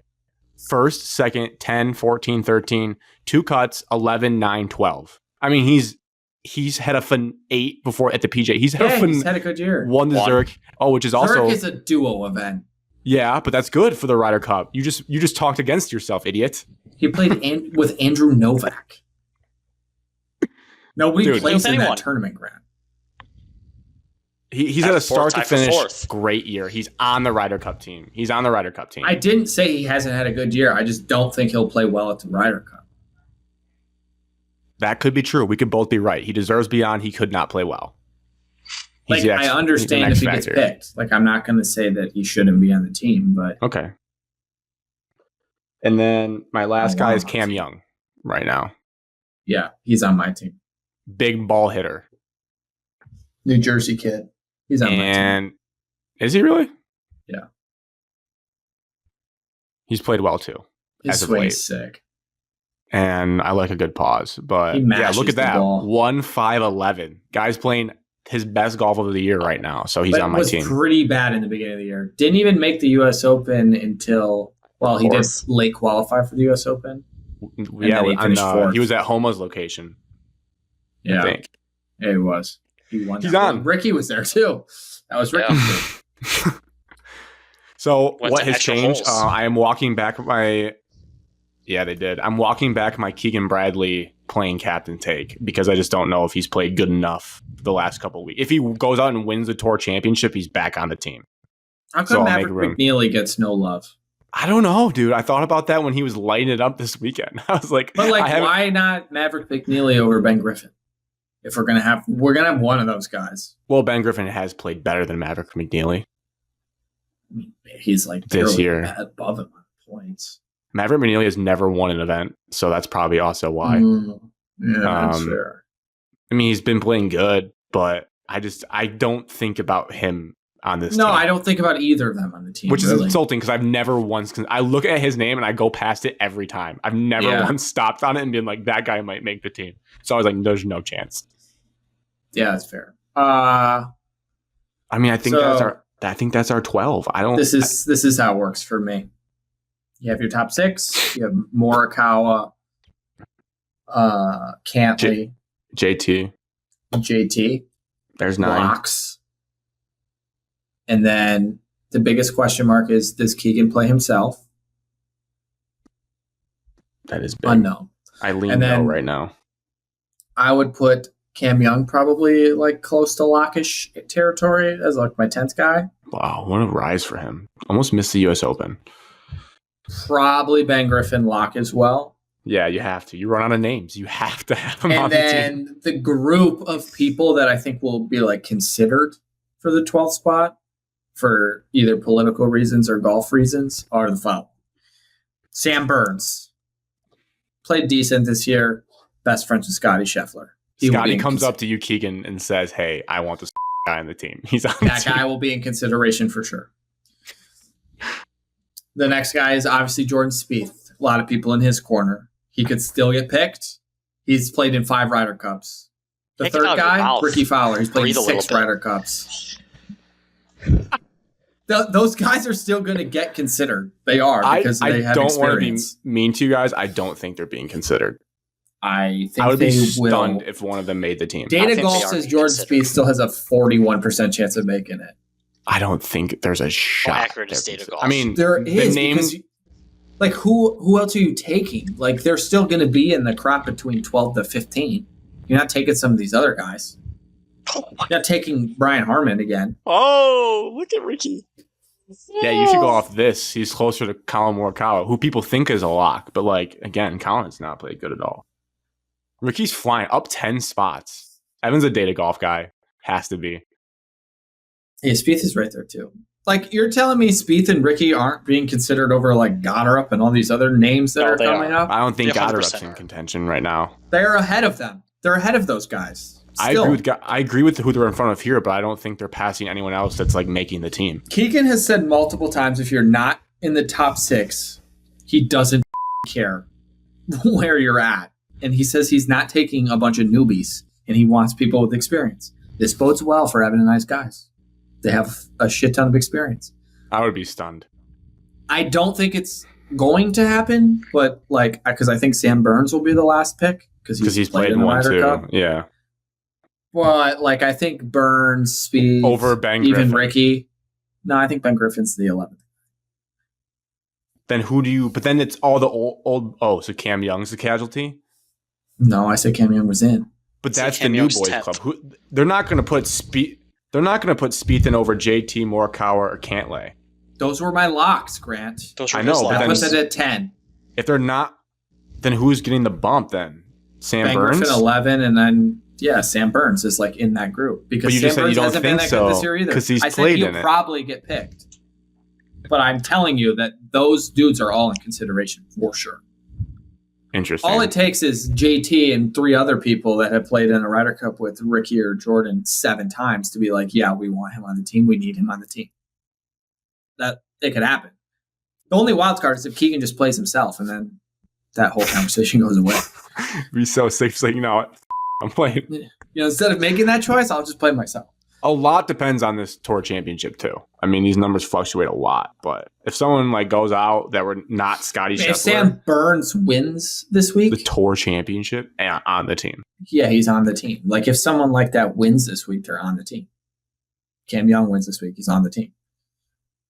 Yeah, I just think it's going to be tough for your boys based on the names that they'd have to jump. Is all. I mean, Spieth is 5th in Ryder Cup points of all time. And the whole point of that Netflix documentary was in there like, oh, Keegan Bradley's not in the boys club. Like that was the whole bit of Zach Johnson. Like he doesn't talk to Zach Johnson. Like Zach Johnson is like basically spooning with JT and Spieth. But The like, only Keegan thing is, does though, not do that. Is if Keegan brings a high-powered star power name as his like 11 and 12 guys, Yeah. and they like suck, kind of is what it is. If he brings 2 no-namers and they Yeah, blow, it's his ass. Jesus Yeah. Christ, it's done. He's If never he brings being a captain Ben Griffin again. over Jordan Spieth, people are like, wow, your ass is in the jackpot. Yeah, so it's got to be a very tough decision. Like Yeah, it would those suck. guys are getting considered. There's no doubt they're getting considered. Yeah. But I've accepted personally that Spieth isn't playing, and I will move forward and root for the team regardless. But I hope he Evan, gets picked still. that's big of you. You know what also sucks for us is my Euro boy Luddy is playing some good golf lately. Like he found his shit after the majors. Like he's playing good now. Ricky has played. I which is just, not I just good. also think the U.S. really. Ricky has played 6 matches. Now Ricky against did give Rory a 7-footer McIlroy to Tommy Fleetwood for the win. And he owns him. in the Ryder Cup. He's played 6. Well, I was just going to Double say more the than U.S. anybody else with he's all these faced. guys that are on the team, JJ Now, Spawn. the bad news for Ricky is his playing partners in the past. None of them are playing anymore besides Colin. He only played with Colin once. Who do you play with in the other ones? Jimmy Walker, Phil, That's a gross Dustin, team. Johnny Walker Black. and Jim Furyk. Legend. He's a 5-time member. His Ricky record's not great. conceded the Ryder Cup last year. 2 years He ago. did. Come He on, did. get over it. It wasn't his fault. He said, I mean, yeah, you they guys still can would have have won. But it. You guys can have it. I mean, you need guys that have played. Like, that does matter. In fairness to Alex, And like Jordan's the partners and like the duo matchups matters. Yeah, it's And Are Jordan there has any the other most- names, Evan, that you would put on? And he has No, a partner already that he would play with. Jordan has the most amongst active players. Now, do you consider Justin Johnson active? Sure, but Jordan has the most. I agree with both of you. I like Alex. Who's JT going to play with this year? Whoever he wants. I like Grant's roster. I think that will probably be the official roster, but I 100% agree with Alex on like you have to consider name brand and popularity into the Ryder Cup, not just we're not throwing a bone to Brian Harman because he had a good year. We're not throwing a bone to Maverick because he had a good year. No. If you want to get in the top 6. Win a golf tournament like JJ Spawn, you don't have to worry about the rest of the year. That's what Keegan said. If you're not in the top 6, like you know that you didn't do enough to be on this Ryder Cup team, and it is what it is. He said that straight up. So that he's basically telling Maverick McNeely, you didn't make the team because you didn't finish top 6. It kind of sucks for sucks for the Americans because you basically have to be like in the top 5 because for the next 12, 15 years, Scotty's going to be number 1 in points. Scotty's just number 1. So like, I mean, you look at he has enough points to just be an auto lock for the next 50 years. Yes. You should get to carry some over to next 2 years. Like, I don't need all 37,000. You see Scotty falling out of the top 6 in any Ryder Cup over the next 10 to 12 years. Oh, and if somehow he did, I mean, he's getting picked no matter what. He's getting picked. Yeah. So. All right. God. That's some golf. This Ryder Cup's going to get us. That's next Wednesday. We've talked about this so much. Oh. What a letdown when we choke on this. Next Wednesday. It's the biggest golf event of my life. Dude, if he picks Brian Harman and Akshay Bhatia. If he picks Brian Harman, I'm giving up on USA. Brian Harman's not making the team. I'm rooting for Europe. I will root for Europe if Brian Harman's on the team. He won't be. He hasn't played good enough the last couple of weeks. But now if he wins the Tour Championship, you never know. This week, there's still one massive tournament. Dude, Brian Harman sucks. Dude, he just does. He is not impressive in any way. He's good. Yeah, which is crazy. He should have been better just in Europe because he normally cut. Like, dude sucks. Hits at like 250. I'm worried about our team a little bit. Yeah, me too. Russell Henley's going to Euros. I know that. I want some dudes that have played that know the moment. I don't want a bunch of newbies. Scotty's going 5 for 5. He's going to go Dustin Johnson in Wisconsin. He didn't even win a match last year. I know, he cried. Or 2 years ago. Cried. He cried after day 1. Meredith had to hug him. He was sitting with his hands in his head off the green. You guys know my thoughts. I don't want to lose. Biggest Ryder Cup in our lives. Ever. In our lives, at least. Speaking of biggest Michigan State football season of all time for you guys. No. Incorrect. I want to do a lag test. Evan, respond after you hear my sentence end. Yes. There was a lag there. Lag. I thought during the golf there was a little bit.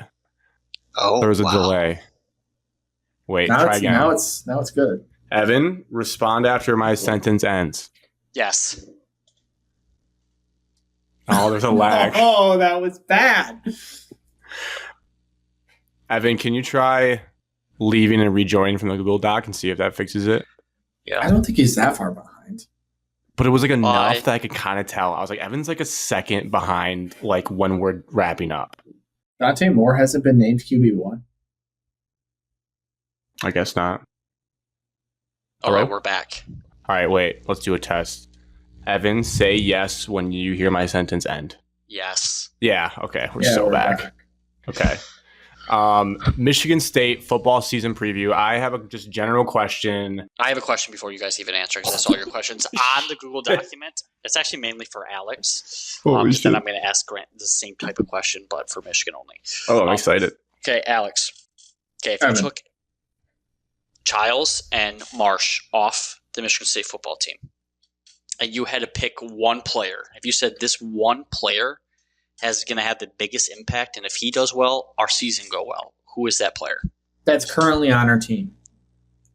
Yes. That isn't those two players. What follow-up was that question? It cannot be Childs or it cannot be Nick I thought you were Marsh, saying I can add a player from a different team. No. You got to pick somebody this is a weird. Money on the rise. Who is the most important player on our team that isn't Nick Marsh or Ian Childs? That isn't Nick Marsh or Ian Childs. If this player has a very good year, you know that the team's going to have a good year. Like that big of an impact. One guy. Yeah. Did you see we're out with our starting safety for the first game? Yes. Nakai. Yeah, he's a player.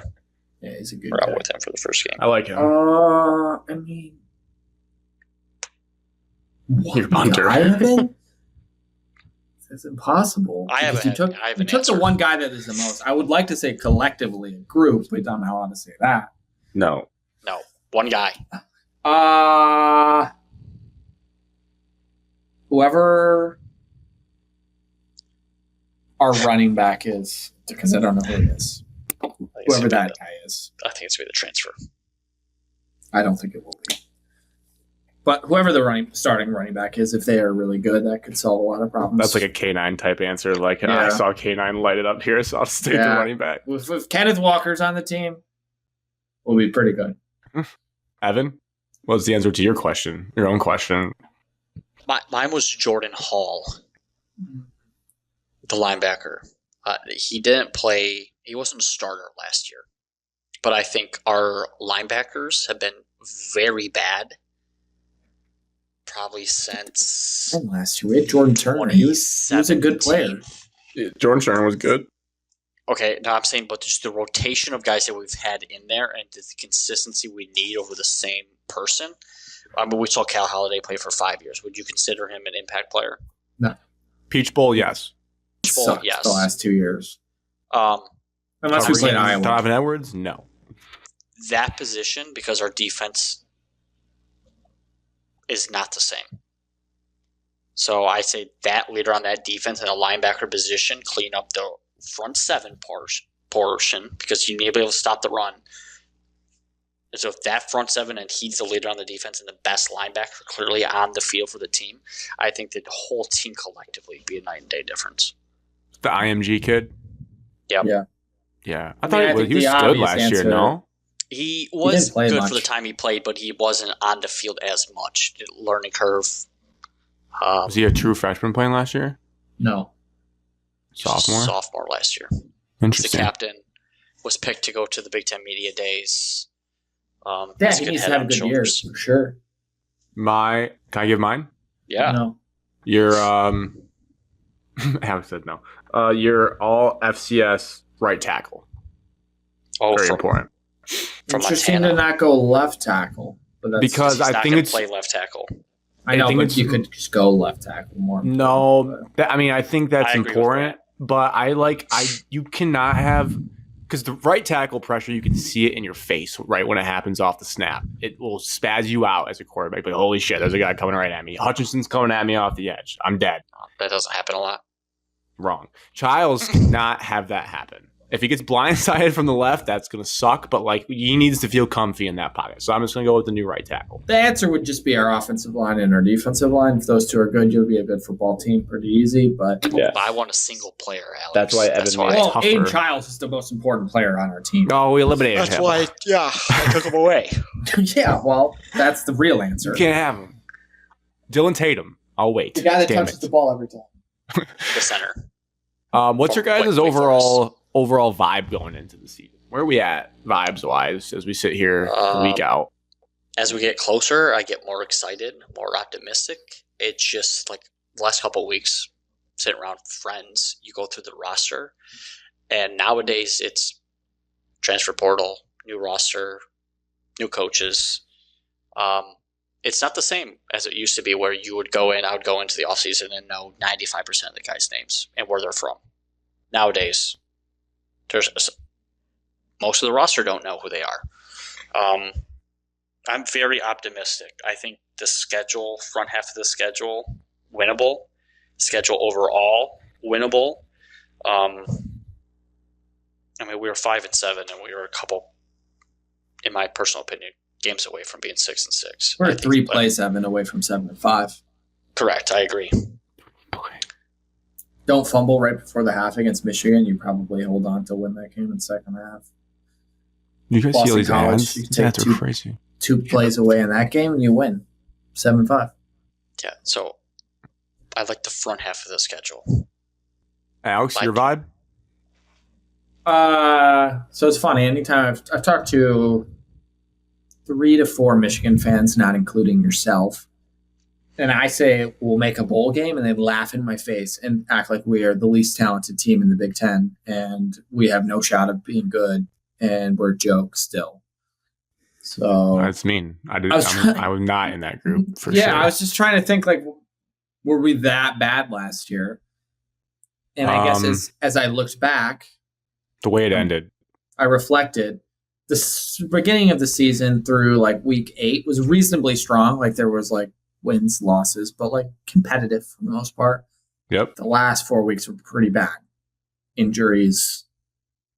Got smoked by Rutgers, I think, in the last game of the season. That's the one I don't like. Luckily for you guys, well, not lucky because I looked it up today. And just was in such kind of the whole thing. I was in such a drunken happiness from beating Ohio State. I do not remember this football game being played. I could not believe that you guys lost 14 to Rutgers. I thought someone typed it in backwards.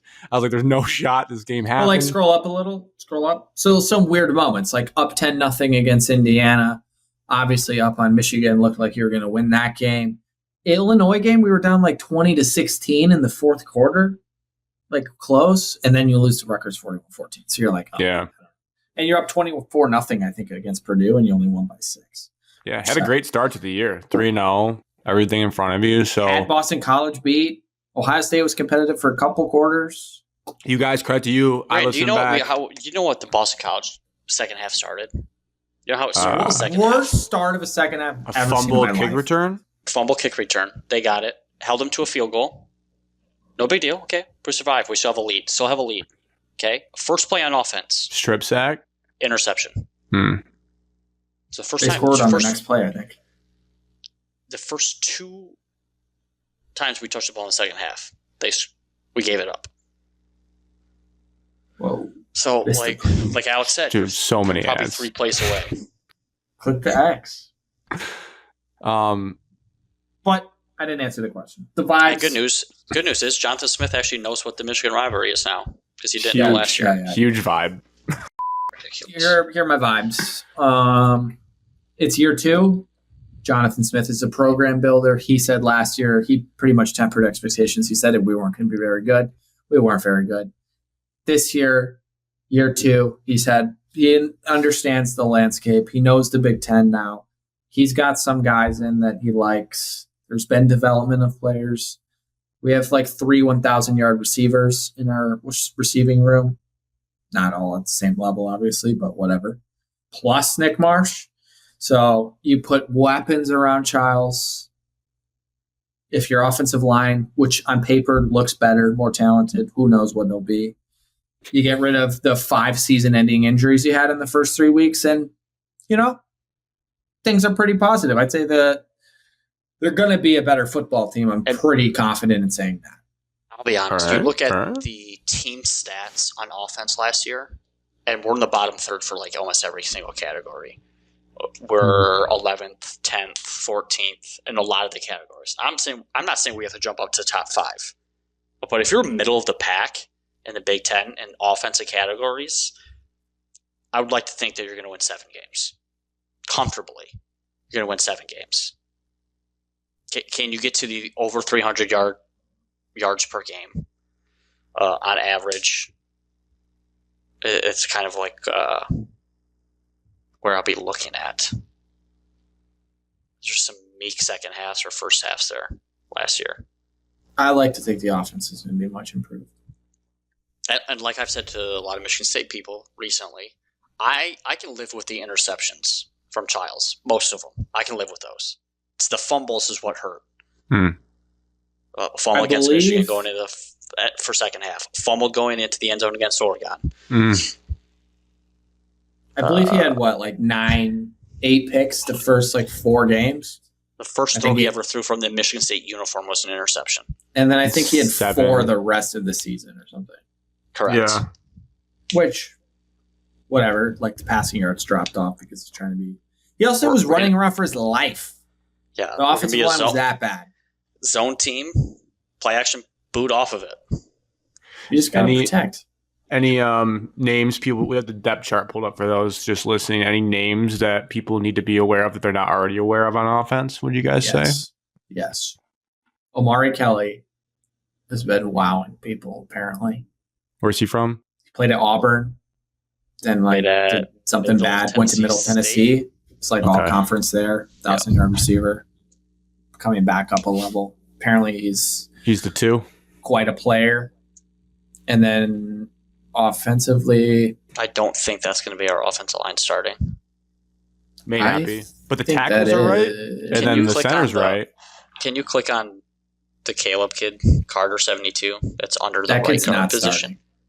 This kid is not. This kid's a backup.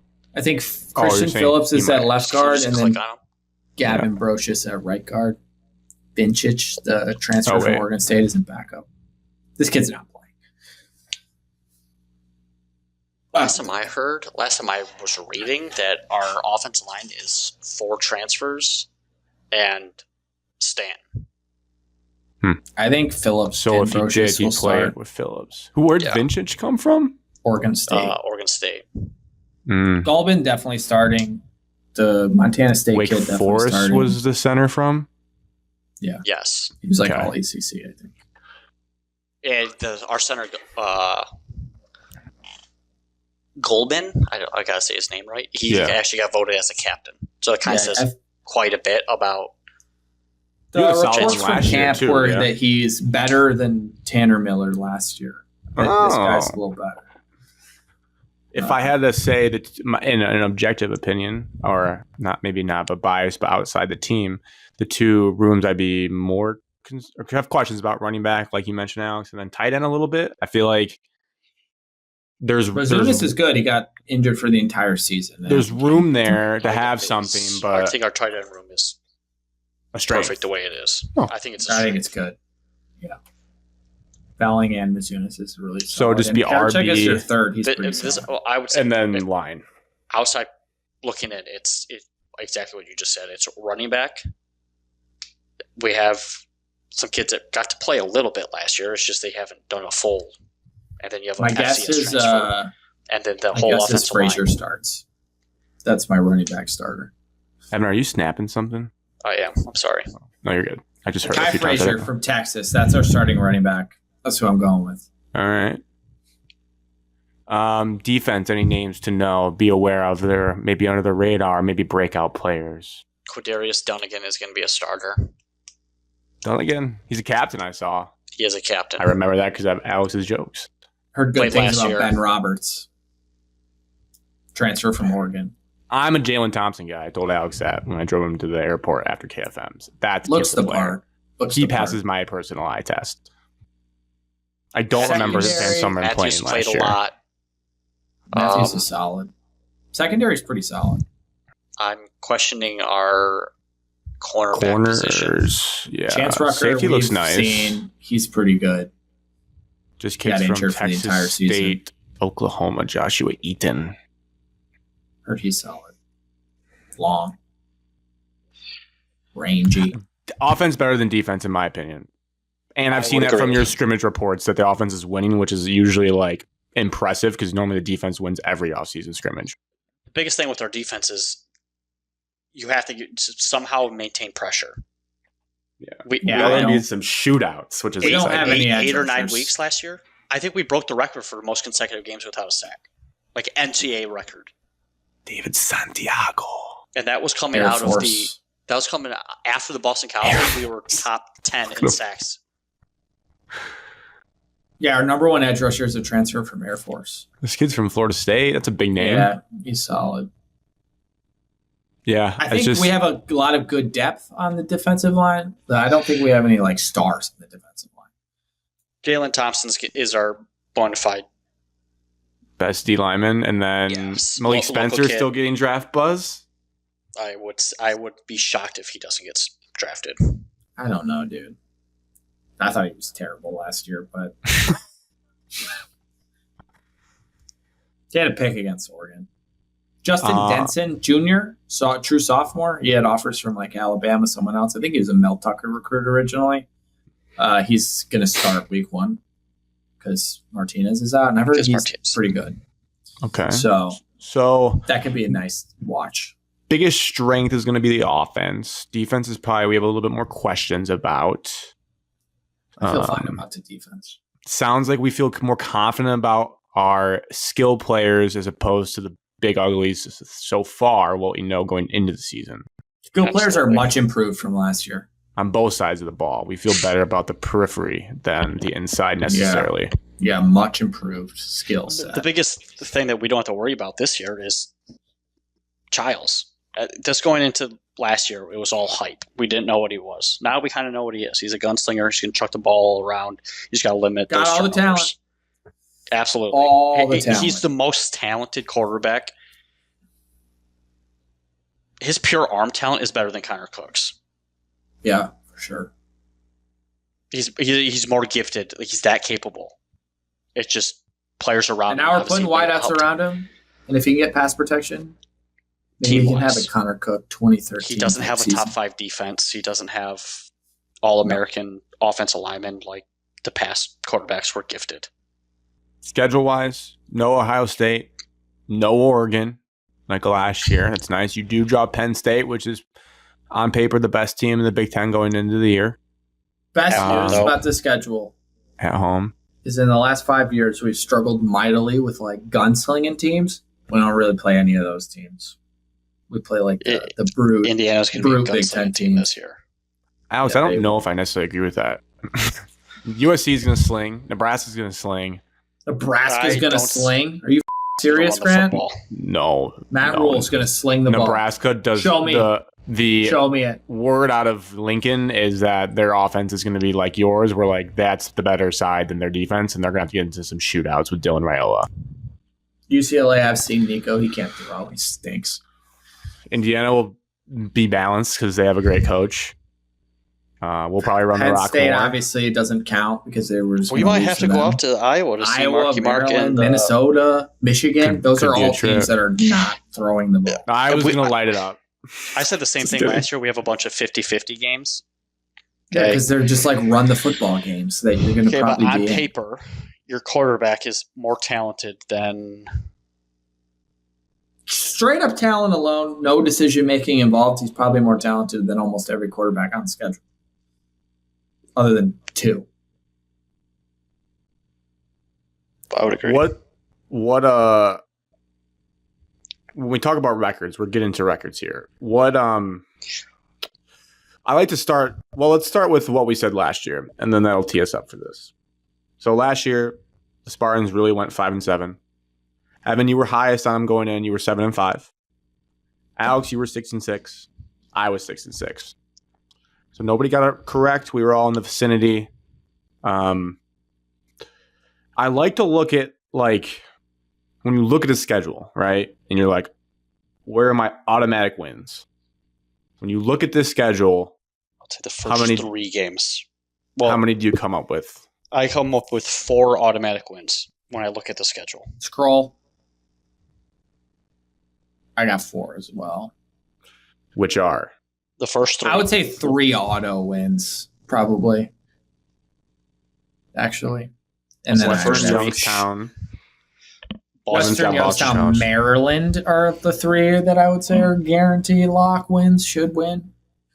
I'm the other way. I have Western, Boston College, Youngstown. I'm sure Alex would probably say 50-50 on Boston College. I'm going to say should win on that one. I'm going to say I'm a lock for Maryland. I thought I was going to say Michigan because he never picks them against them. I never pick. Feel good about beating Maryland at Ford Field when their season's over in late November.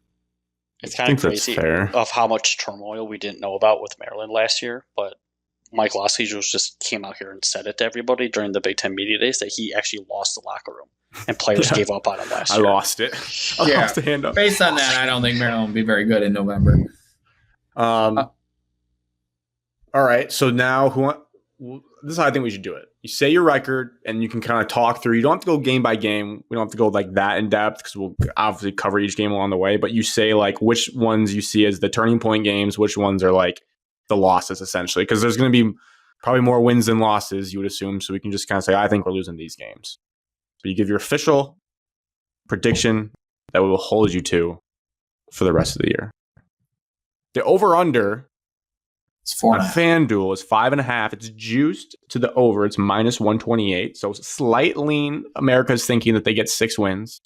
Plus 104 to the under, if you care for that action. I believe I bet 4.5 last year and cashed it.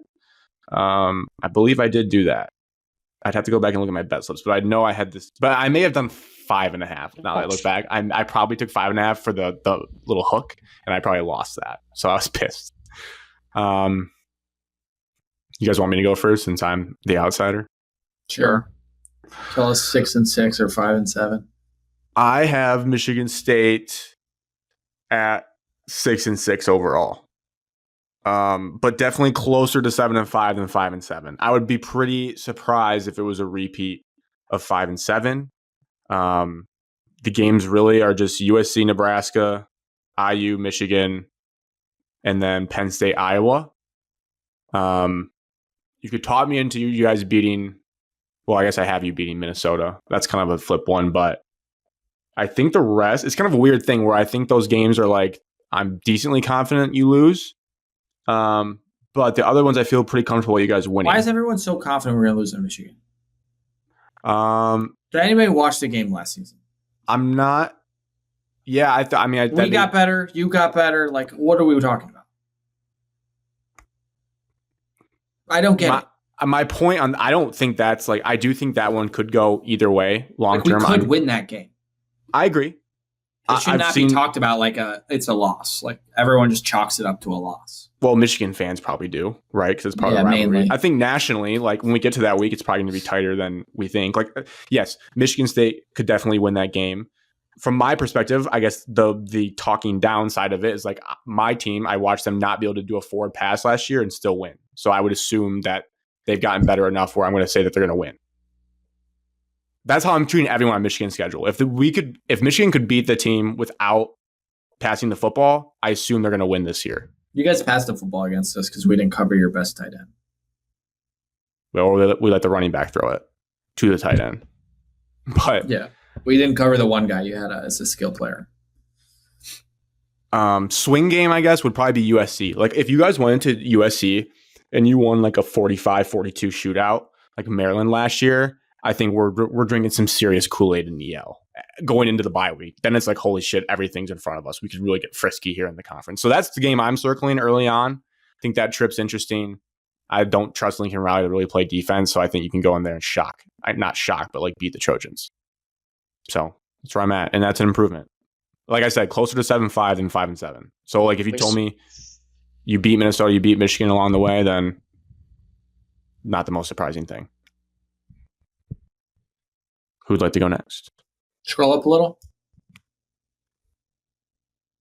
I'll go.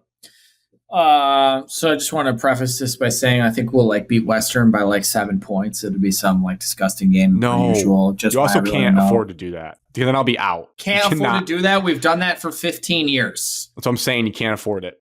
We've done it when we made the playoff. Like it's got to stop. This one's gonna happen. It can't be as bad as last year. Cannot be. I'll go right back down to 5-7 if I see that. Like Western's not a joke either. Like they're Cole Cabana cribs the opening kickoff. Dexter legend. Anyways, I think Michigan State starts 3-0, and then the swing portion of the schedule is there's 4 games that I look at. Next 2 games, and if you can win 2, in my opinion. Can you win 2 of these 4? These games being Nebraska, USC, Michigan, Iowa. Can you win 2 of those games? If you win 2 of those games, you're going to have a pretty solid season, I think. Because I think they'll beat UCLA, and I think they'll beat Maryland, and I think they'll beat Minnesota. So you could have an 8-4 season if you win a couple of those games. So that was 2-game road USC, trip is, Nebraska, Michigan, Iowa. Yeah. No, Michigan, Indiana. Michigan, Indiana. Yeah. I guess in my head they're splitting Minnesota and Iowa. Really? Oh, okay. Yeah. But then can you split those other 4? It'd be solid. It'd be like 7 wins, 8 wins, depending. But I think ultimately, if we're just looking on paper, they're probably 7-5, and they'll lose most of those games I just mentioned, and then they're definitely going to lose to Penn State. You shock Penn State. No, I don't see it coming. They're too good. All right. So Alex is 1 up. I'm same from last year. Alex is 1 up. Evan was the highest at 7-5. Will he go 1 up to 8? I will. 8-4. Wow. I don't think it's unreasonable to say they could go 8-4. I don't think so. It's a lot of 50-50 Michigan fans will teams. laugh in your face. I will not laugh.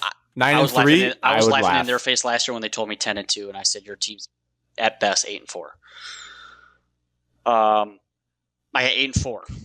There's just too many, in my eyes, 50-50 games that you never know. I think the biggest turning point would be the Game 4 and Game 5. Now we have a bye in there. But I think Nebraska's coming off of a bye as well going into that game. I think we both have the same bye. Check. You go ahead, click on it. So USC, I give a little bit less of a chance against USC than Nebraska, solely because of the way that Nebraska is going to play the football. I see Nebraska as a run first team like they have been, and Raiola didn't really impress me too much, no more than like what Childs did. So I will never pick Michigan to beat Michigan State. It's at home at Spartan Stadium. Most likely probably going to be another night game, just the way that rivalry has been going the last recent years. It's popcorn when the game ends, that's for sure. Oh, yeah. What does that mean? There's been fights. There was a scuffle on the field last year, Grant. Like, hold on to your butt. Then Chris Laurie's in the middle. So I got 8-4. I can see us 7-5. Lose games that you shouldn't. I got a scheduling tidbit for you guys too. One of the biggest issues is all of our 50-50 games are kind of like on the road. At Iowa, at Minnesota, at Indiana, at Nebraska, at USC. That's the biggest issue, is that all of our 50-50 games, which are the components 60-40, 40-60, depends on where you look at it, is all on the road.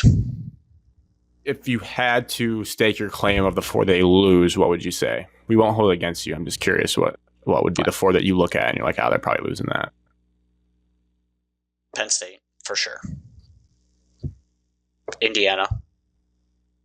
Veteran quarterback.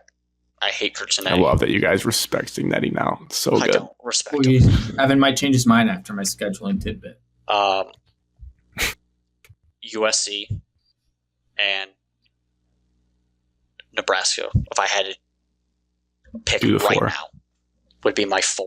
So strong end I would of the year, lean then. More loss on that side than like Michigan. I can see 50-50. I can see going either way. Minnesota, either way. Just quarterback on paper. It's college football. Your quarterback, play caller. Who's better? That's all it comes down to. Experience matters in college football. We've been saying that for the last 3 years. Tidbit, Alex? Yeah. Indiana game. Indiana's coming off a game at Oregon, I believe, the week before. Iowa is coming off a road trip on the West Coast as well. So West Coast back to home for those 2 games. That's really West Coast tough. They're already halfway out there. Kind of. Time zone change. But I fully agree with Evan. I think this season will be like the ball could bounce our way a couple times and we end up 8-4. The ball could go not our way a couple times. We end up 6-6. Like, I think it'll be a lot of close games. Just depends, like injury luck, everything else. If you get some breaks. Do we have a kicker? Unknown. That could be a huge problem. Oh, Kim's gone. Yeah. That we don't have a healthy kicker.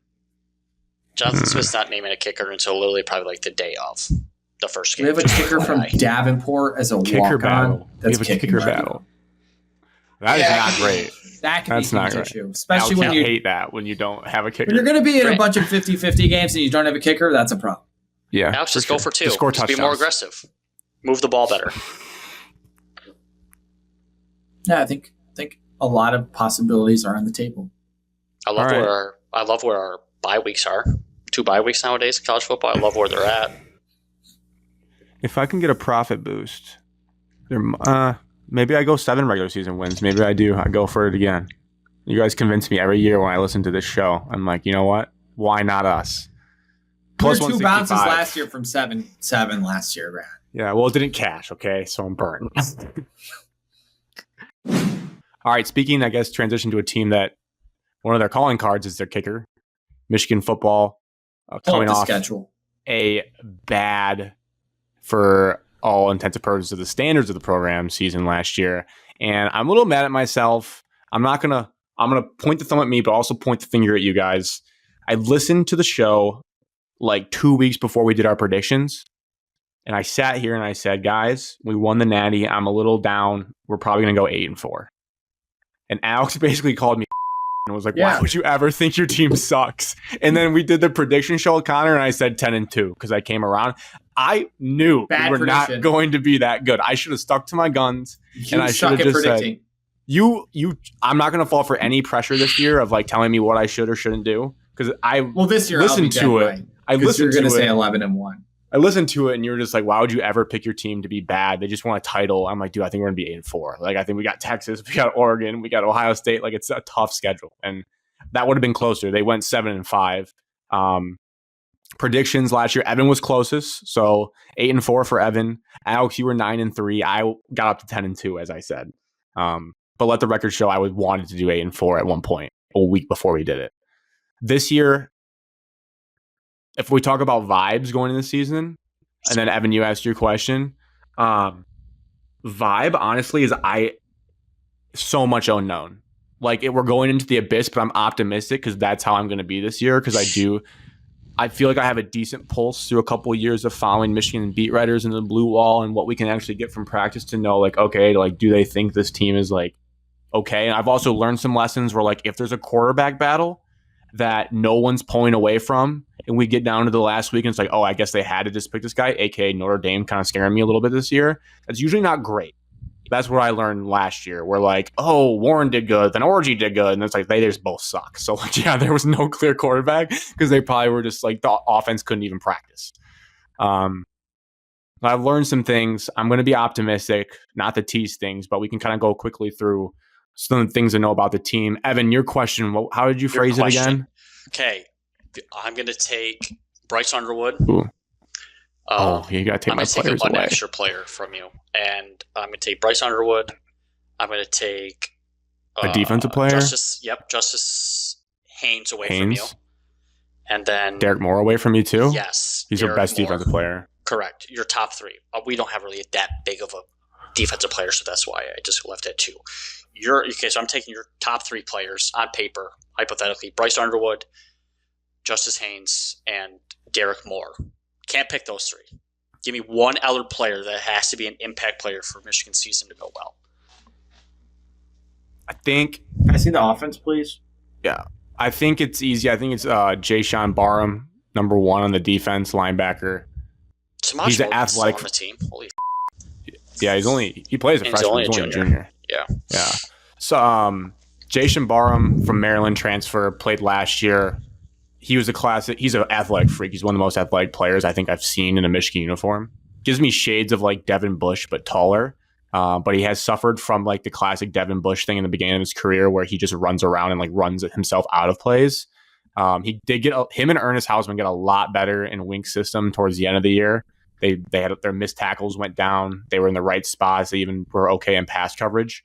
They've talked about like they like their linebacker depth a lot. They've talked about lining him up as an edge rusher, more of like a weak linebacker, or the linebacker is going to be blitzing more, kind of like Derek Barnes in the Lions offense, where you have less like in between the tackles responsibilities. So I'm intrigued to see how they use him. I think he could kind of be like a move around the defense guy.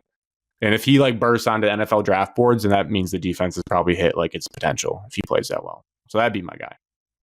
Overall at this team, it's not hard to find the weakness or the question mark. It's going to be the wide receiver room. I think it's the biggest thing that would maybe hurt Bryce Underwood a little bit.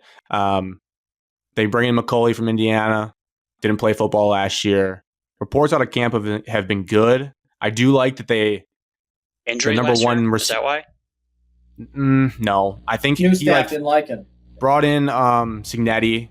Him and Signetti, I don't think got along great, and I think it also like Signetti brought in Surratt from JMU, who's a stud, and I think McCauley kind of saw the exposition on the wall, and I don't know exactly how the conversations went, but he just didn't play and entered the portal like before the season started, really. So like he was just portaling the whole year, and then signed with Michigan pretty quickly after the season ended. So I am going to be optimistic about him. He looks the part of a guy that we haven't had in a long time. Like if you think about Michigan's receivers the last few years, they're all pretty small and don't go win 50-50 balls. So I'm optimistic for that. We'll see what happens. I think the kid below him, Frederick Moore, had a nice game against Alabama, which was good to see. Actually won a 50-50 ball. We'll see. I don't know. The guy a breakout guy under the radar, this kid, Andrew Marsh here, was a very high recruit out of Texas. I've been scorned from Michigan freshman receivers in the past. They usually just end up playing for a little bit and leave. Tariq Black. And then there was a kid that transferred out not that long ago. I'm already blanking on his name because he was barely there. But he looks like a stud. Samaj, I don't really know what to say about that. Maybe that works out. Who knows? And then our offensive line, Alex, you were pretty spot on about this. The continuity is a big part. Obviously, the Natty team, they had to start 5 new complete guys.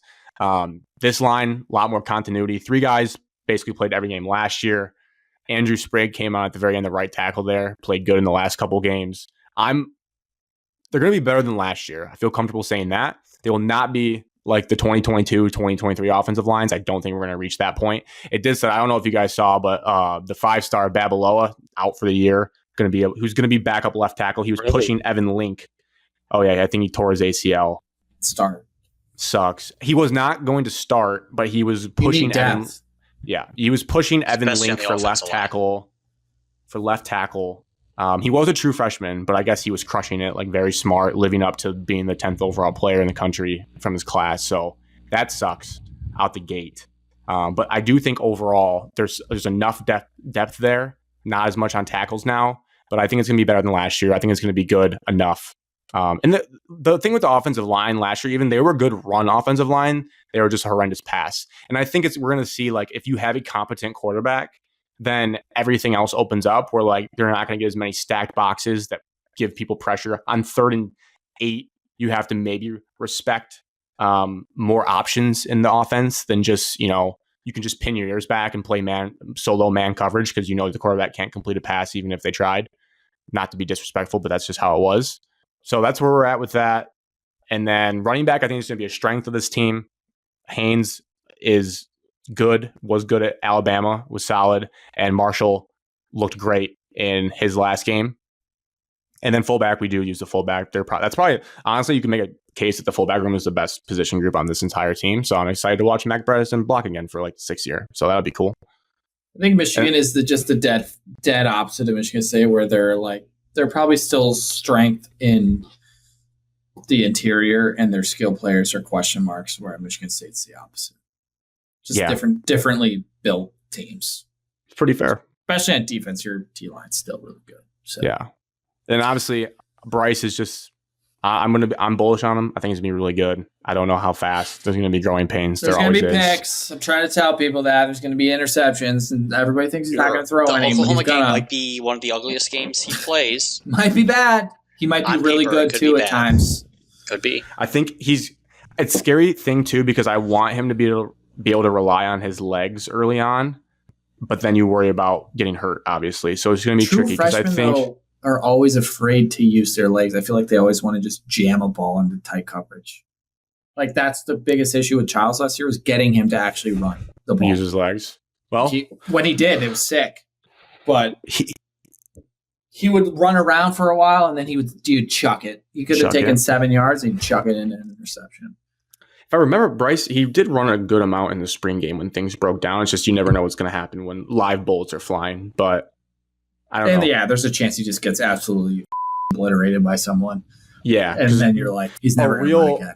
A real downside is still the QB room, even with him. Mikey Keene is still like not fully practicing. Like his injury, he kind of had what Jack Tuttle had last year, where he got this weird throwing injury and like has been kind of shut down for most of the offseason. So technically our backup is Jaden Davis, would be who would take snaps if Underwood went down, and then it'd be Jake Garcia, and then probably Davis Warren until Mikey Keene's healthy, which sucks because I honestly I was thinking Jaden Davis is not playing. I think he'd be dead last in this order. If Bryce Underwood got hurt, Jaden Davis would come in to play for him. You're serious? There's no one else. Well, that's a disaster. Why can't Davis Warren play? QB depth is a disaster because Davis Warren is he tore his ACL. He's injured. He's actually he couldn't even play. What about Jake Garcia? Was a late. Jaden Davis has one of the worst throwing motions I've ever seen. Yeah, I'm telling you, QB depth is a problem. There's if Bryce Underwood's hurt, you're going 4-8. If Mikey Keene can't come back, yes. Oh, that's not good. Mikey Keene actually is a good ball player. I agree. If you had him last year on Michigan, they probably could go 10-2. They probably would have lost to Ohio, maybe 9-3. But he in him starting the first couple games would be totally fine with me. But he's not ready. He's not even doing full 11 on 11. I don't think he's doing passing drills. He's not full playing. Yeah, he's not ready. I'm telling you, Jaden Davis is the backup quarterback of this football team. And then Jake Garcia. That kid, I don't want to be disrespectful to a kid, but I don't think he's very good. QB depth is a problem. Hopefully we don't need it. That's the goal. That's why I'm worried about Bryce running around in the Oklahoma game. Switching to defense, this is giving me feelings of past defenses that lost big-time players and had kind of making them up in the aggregate. I am very bullish on this. I think this will be a top 5 defense in the country. I think there's going to be a lot of names that pop off the board that are kind of more quiet. I was looking at ESPN's top 100 list of college football players today. The only one on the list was Derek Moore. He was 81st.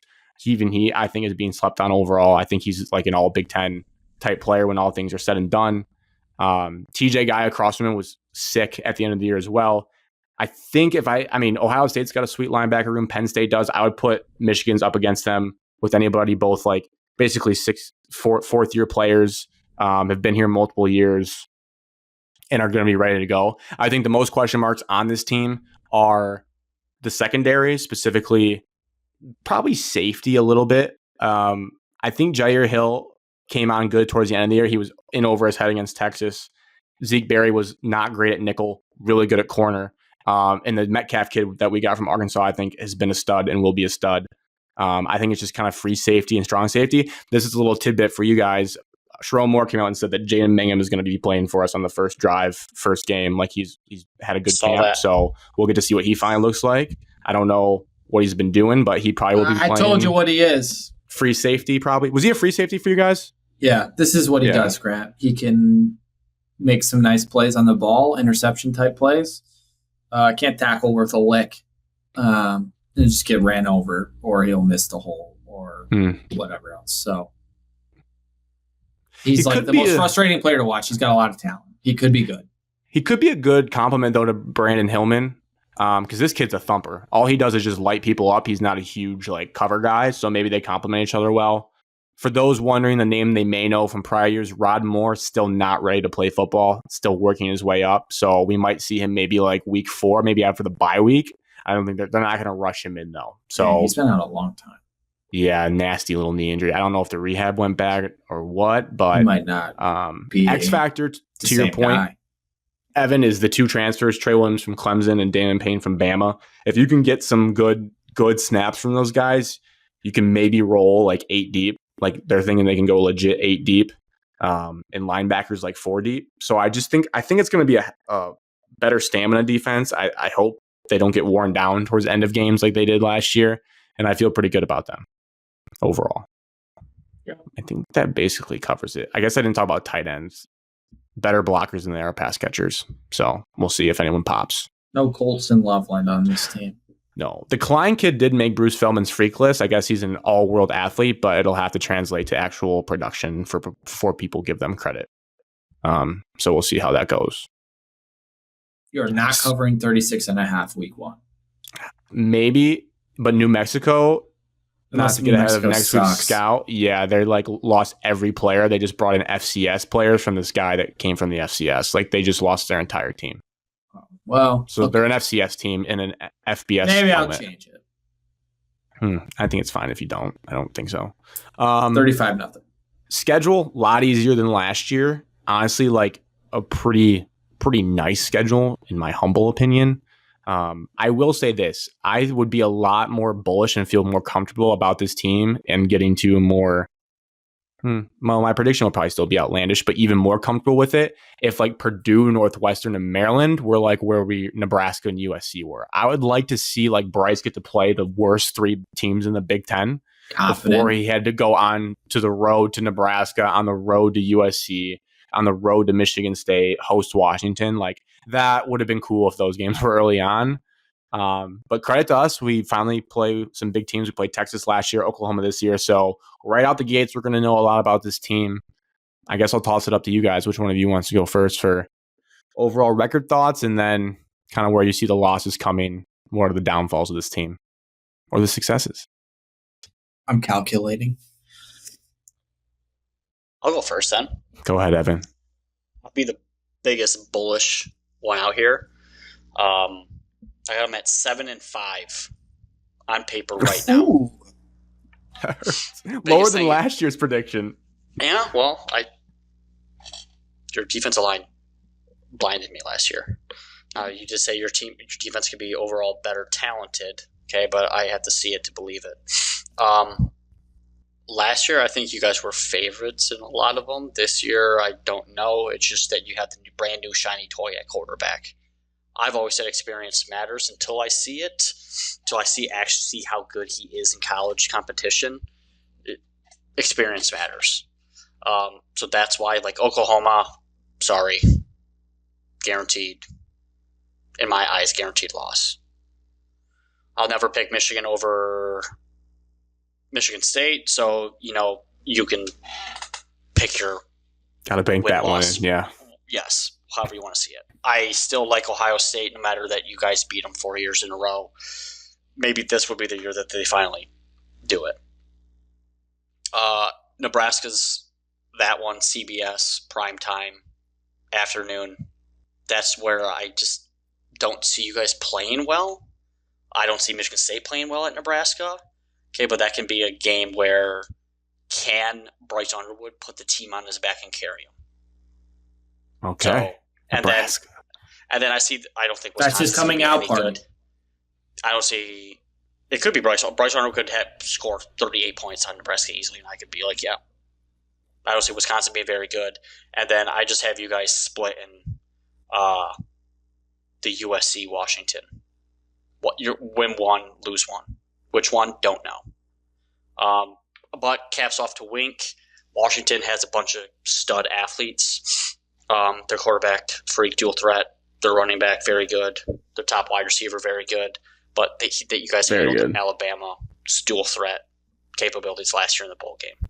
Now, did monsoon at times? Yes, but you're also looking at October in Michigan. You never know what the weather's going to be like. So 7-5. If Bryce Underwood was year 2, then I would probably say 9-3. But first year, so it'd show me be something. Oklahoma, Nebraska, split that, Spartans, Ohio State. Yeah, Ohio State, yeah. If I wasn't a Michigan State fan, it would be 8-4. Fair. Alex? I got 8 to 10 wins. I got six autos. Maryland, Northwestern, Purdue, Wisconsin, you guys have Central, 4 bye weeks before you play Ohio State. Yeah, really nice lead up. Literally 4 bye weeks. Might lull us to sleep. 4 weeks in a row of like just Purdue, nothing. you play your entire freshman team, you still beat Purdue. That's how bad they are going to be this year. You actually have your bye week. At Northwestern, really feel, okay, that could be cool. Okay, they're still not talented. Okay, then Maryland, that by that time, November, Maryland's team's going to give up. So, yeah. I do see 6 for sure wins where you just 6 roll the ball autos. out. You roll the ball out, you win the game. Yep. And then in the unlikely that I would be surprised if you won would be Ohio State, Oklahoma. And then like more, like I'd still give you the edge, but could see you losing would be the rest. Nebraska, USC, Washington, Michigan State. Could see you losing, expect you to probably win. So with that, I'll go 9-3 for the Wolverines with losses to the Buckeyes, the Sooners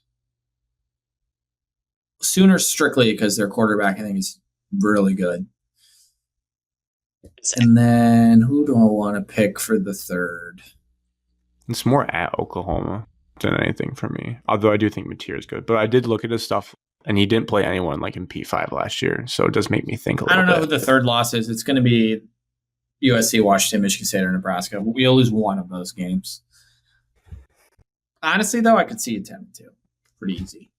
Schedule is easy. Way easier than last year. Not even comparable.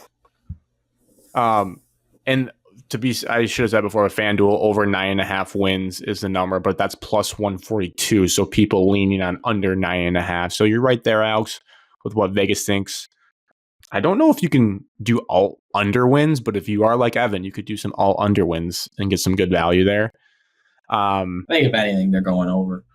2 weeks ago, I was not 9-3. I'm at 10-2 now. I'm at 10-2. Hopes are high. I'm the opposite of last year, Alex. I've talked myself into it. I've done it again. The schedule done again. They got to be 10-2. This is exciting. We talked about the national championship and what it would do to my brain. And last year did suck. I think it nerfed it a little bit, knowing that they had a title. But now this team feels so different. It feels like we're such in a different era already than Jim Harbaugh football, where we just went and paid for the best player in the country coming out. We flipped them. Adam Schefter was on my TV. Does it make me nervous? Yes, because I know Jim Harbaugh could like reliably beat all the teams in the Big Ten he should, and then have struggle with the good teams, and then eventually was able to get through. But this is the most exciting season of Michigan football since 2021 by far. Going into it, like, has the potential to just beat chaos. That was the year that our teams were both great, and you guys won by 4, and then we ended up going to the play Georgia eventually. But like, if you think about Michigan's seasons after that, we just played cupcakes for a while and we would just steamroll teams in the Big Ten like 49-2.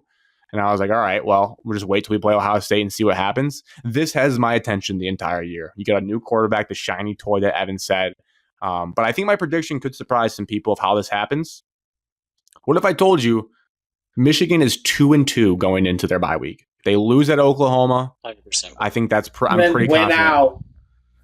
Win out. They go to the bye week. We get some experience. They fix what's wrong with the so Grant, if you rookie have one quarterback. Loss in the Big Ten, so you're playing in the Big Ten championship? Yeah, Evan. Why not? No, we might lose a tiebreaker. I don't know what happens. We don't play everyone. We don't play Oregon. We don't play Penn State. I don't know how it shakes out. But we beat the Bucknuts again at home because we're ready. And somehow Jeremiah Smith scores 21 points. And so we did 4 years in a row. We did last year, Alex. Keep going. It cannot. It could. But that's my spicy 10-2, where you are 2-2 go before October. The season's written off. People are like, Bryce bust. He rips off 5 in a row. You collect yourself for a bye week. You have 2 more bye weeks in games against Northwestern and Maryland, and then you shock the Bucknuts and you go maybe to Indy, but you're in the playoff for sure. Grant, if you guys are 2-2 and people all are written off Bryce Underwood, how long is that bye week? Someone could get fired in week 5. How long is that bye week? I will have to mute everyone. Oh, I'm watching the Ryder Cup. That's Ryder Cup week. I have other things to focus on. Bama, Georgia. I'll be so bye week is Ryder Cup week. That's so good. Kind of sick. I think ours is the same week, Alex. Yeah. Oh yeah, that might be. I'm built for Bryce to have struggles. Okay, I know a lot of people aren't. This is the, as Alex says, the need it now culture. I'm fine. I understand. We're gonna. What two NFL quarterbacks does he compare to? Stunned. Because Joe Milton was Tom Brady and Patrick Mahomes. So what 2 quarterbacks does he compare to? He would be the athletic build and power of Cam Newton in college. Oh, it could be NFL too. He took a team to the Super Bowl. And no, he's not that big. He's bigger than Aiden Childs. I don't think that's true. He is the same size. No. He's bigger on your depth chart. I don't know if you want to like get him on scales, but he's 1 inch taller and he's bigger. I'm not saying that's the NLPL, but Bryce Underwood has built like a brick shit house. So was Alex Orji. Do you want me to send you? I'll send you a screenshot of him running the other day. I mean, I don't know if it's going to change your mind until you see it on the field, but he does look like a man amongst boys, even on a college team. And he's going to dominate on defense New Mexico versus Derek Moore. But where's his height and weight? I bet you Bryce Underwood has over 100 rushing rushing yards. He's like 6'4", 238. 6'4", 228. Okay, he wasn't that far off, Alex. I'm pretty sure. For context, Josh Allen's 6'5", 236. So Josh Allen, yeah. But like Josh Allen's massive. Bryce Underwood's not that far off. Aiden Childs is also is the big. Same weight, 6'3". So he's bigger for his less height. Yeah. So they're the same size, in my opinion. I kind of said that. I said they're similar. You said Bryce Underwood was bigger. He is technically bigger. And I just don't view Aiden Childs as a Cam Newton body type, so I'm not going to view Bryce Underwood as that if they're the same size. Well, it's more that he's a man child and that he just turned 18 like you guys had last year. Like he Aiden just Childs turned is 18. Julian Sand is older than Aiden Childs. Soon to be 19. Childs will turn 19 He's 18 in years September. Evan, I think you had something in there that we got sidetracked on. I don't know what it was. I know it was about the long bye week. It was like if he goes 2-2. Yeah, I said I if was you're going to get fired. 2-2, how long is that bye week for Michigan fans? Not for you because you predicted it, but like for other Michigan fans. How much are you going to put up with the bull crap of like, oh, Sharon Moore can't I'll do just tell this. people to get off. I'll say get off the bandwagon because we're about to rip off 8 in a row right in your face. And then if we don't, I'll be sad. But okay, here's the swing point. There's obviously there's 2 juicy matchups in that first 4 weeks, like really like captivating games on national networks. If Michigan beats Oklahoma, you have a different I don't care about how much. Week, Grant. Yeah, let's say they win 21-19, 21-18. How inflated do you like, Evan? You're at 7-5. If they beat Oklahoma on the road, how high do you go? Oh God, I mean. They're going to slip up. It's college football. You're going to lose one game. You would be 10-1 going into Ohio State if you beat Oklahoma on the road. Wow, it's important. You're going to lose. You're going to lose one game where, like, oh crap, it's college football. Like, I didn't expect it. But it could be like when the Notre Dame team you guys beat ended up being bad, and Oklahoma's secretly still a fraud. Very possible. It could be the 2016. The stat that I read. The stat that I read that talked me into 10-2 next week, and it was Andrew Van Ginkel and TJ Watt. That just wasn't fair. We didn't know it at that time. Oh, yeah, that's not fair. Only one team on Michigan's schedule this year won more than 7 games last year. That's a stat. That was Bryce Underwood has not been named to start. No, Sharon said he's naming it Monday of game week. But yeah, 10-2. Bryce Underwood era's begun. Playoff. High expectations. Like I told you guys, when we had the show after they signed him, I said it's a failure if they don't win a national title with him at quarterback. So Grant has him at 10-2. Alex, make sure Grant puts him in their playoff next week. Just don't forget that. Yeah, we're doing our playoff predictions. God, ours were so bad last year. No, not that bad. I took notes and I have the receipts for. I have the receipts for next week. I put Utah in there. I had Clemson. I think I put Clemson in though. Alex, you had some incredible matchups in yours. Right. I think I put Oklahoma Texas as a matchup. I also did say Oklahoma State was going to win the Big 12. So stay tuned for next week when we go through that with our dear friend Connor and NFL QB rankings, because I have the receipts of what everyone picked. We'll see who did the best. Okay, so that's the show. What everyone have? MSU, I had 6-6. Alex 7-5. Evan 8-4. And Michigan. Evan went 7-5. Alex 9-3. Grant 10-2. When's the last time Michigan had a better record than Michigan? 2020. Or did we have the same? Did we have the same? What about a year that wasn't COVID? We were 2-4 in 2020. Last year. 18th. So what year did we go 10-3? 17? 17. No, 2020, Evan, you went 2-5. So technically, us ducking Ohio State got us the hook on that. How were you guys good in 2017? One sec. You guys were 10-3 in 2017. Alex, we beat them.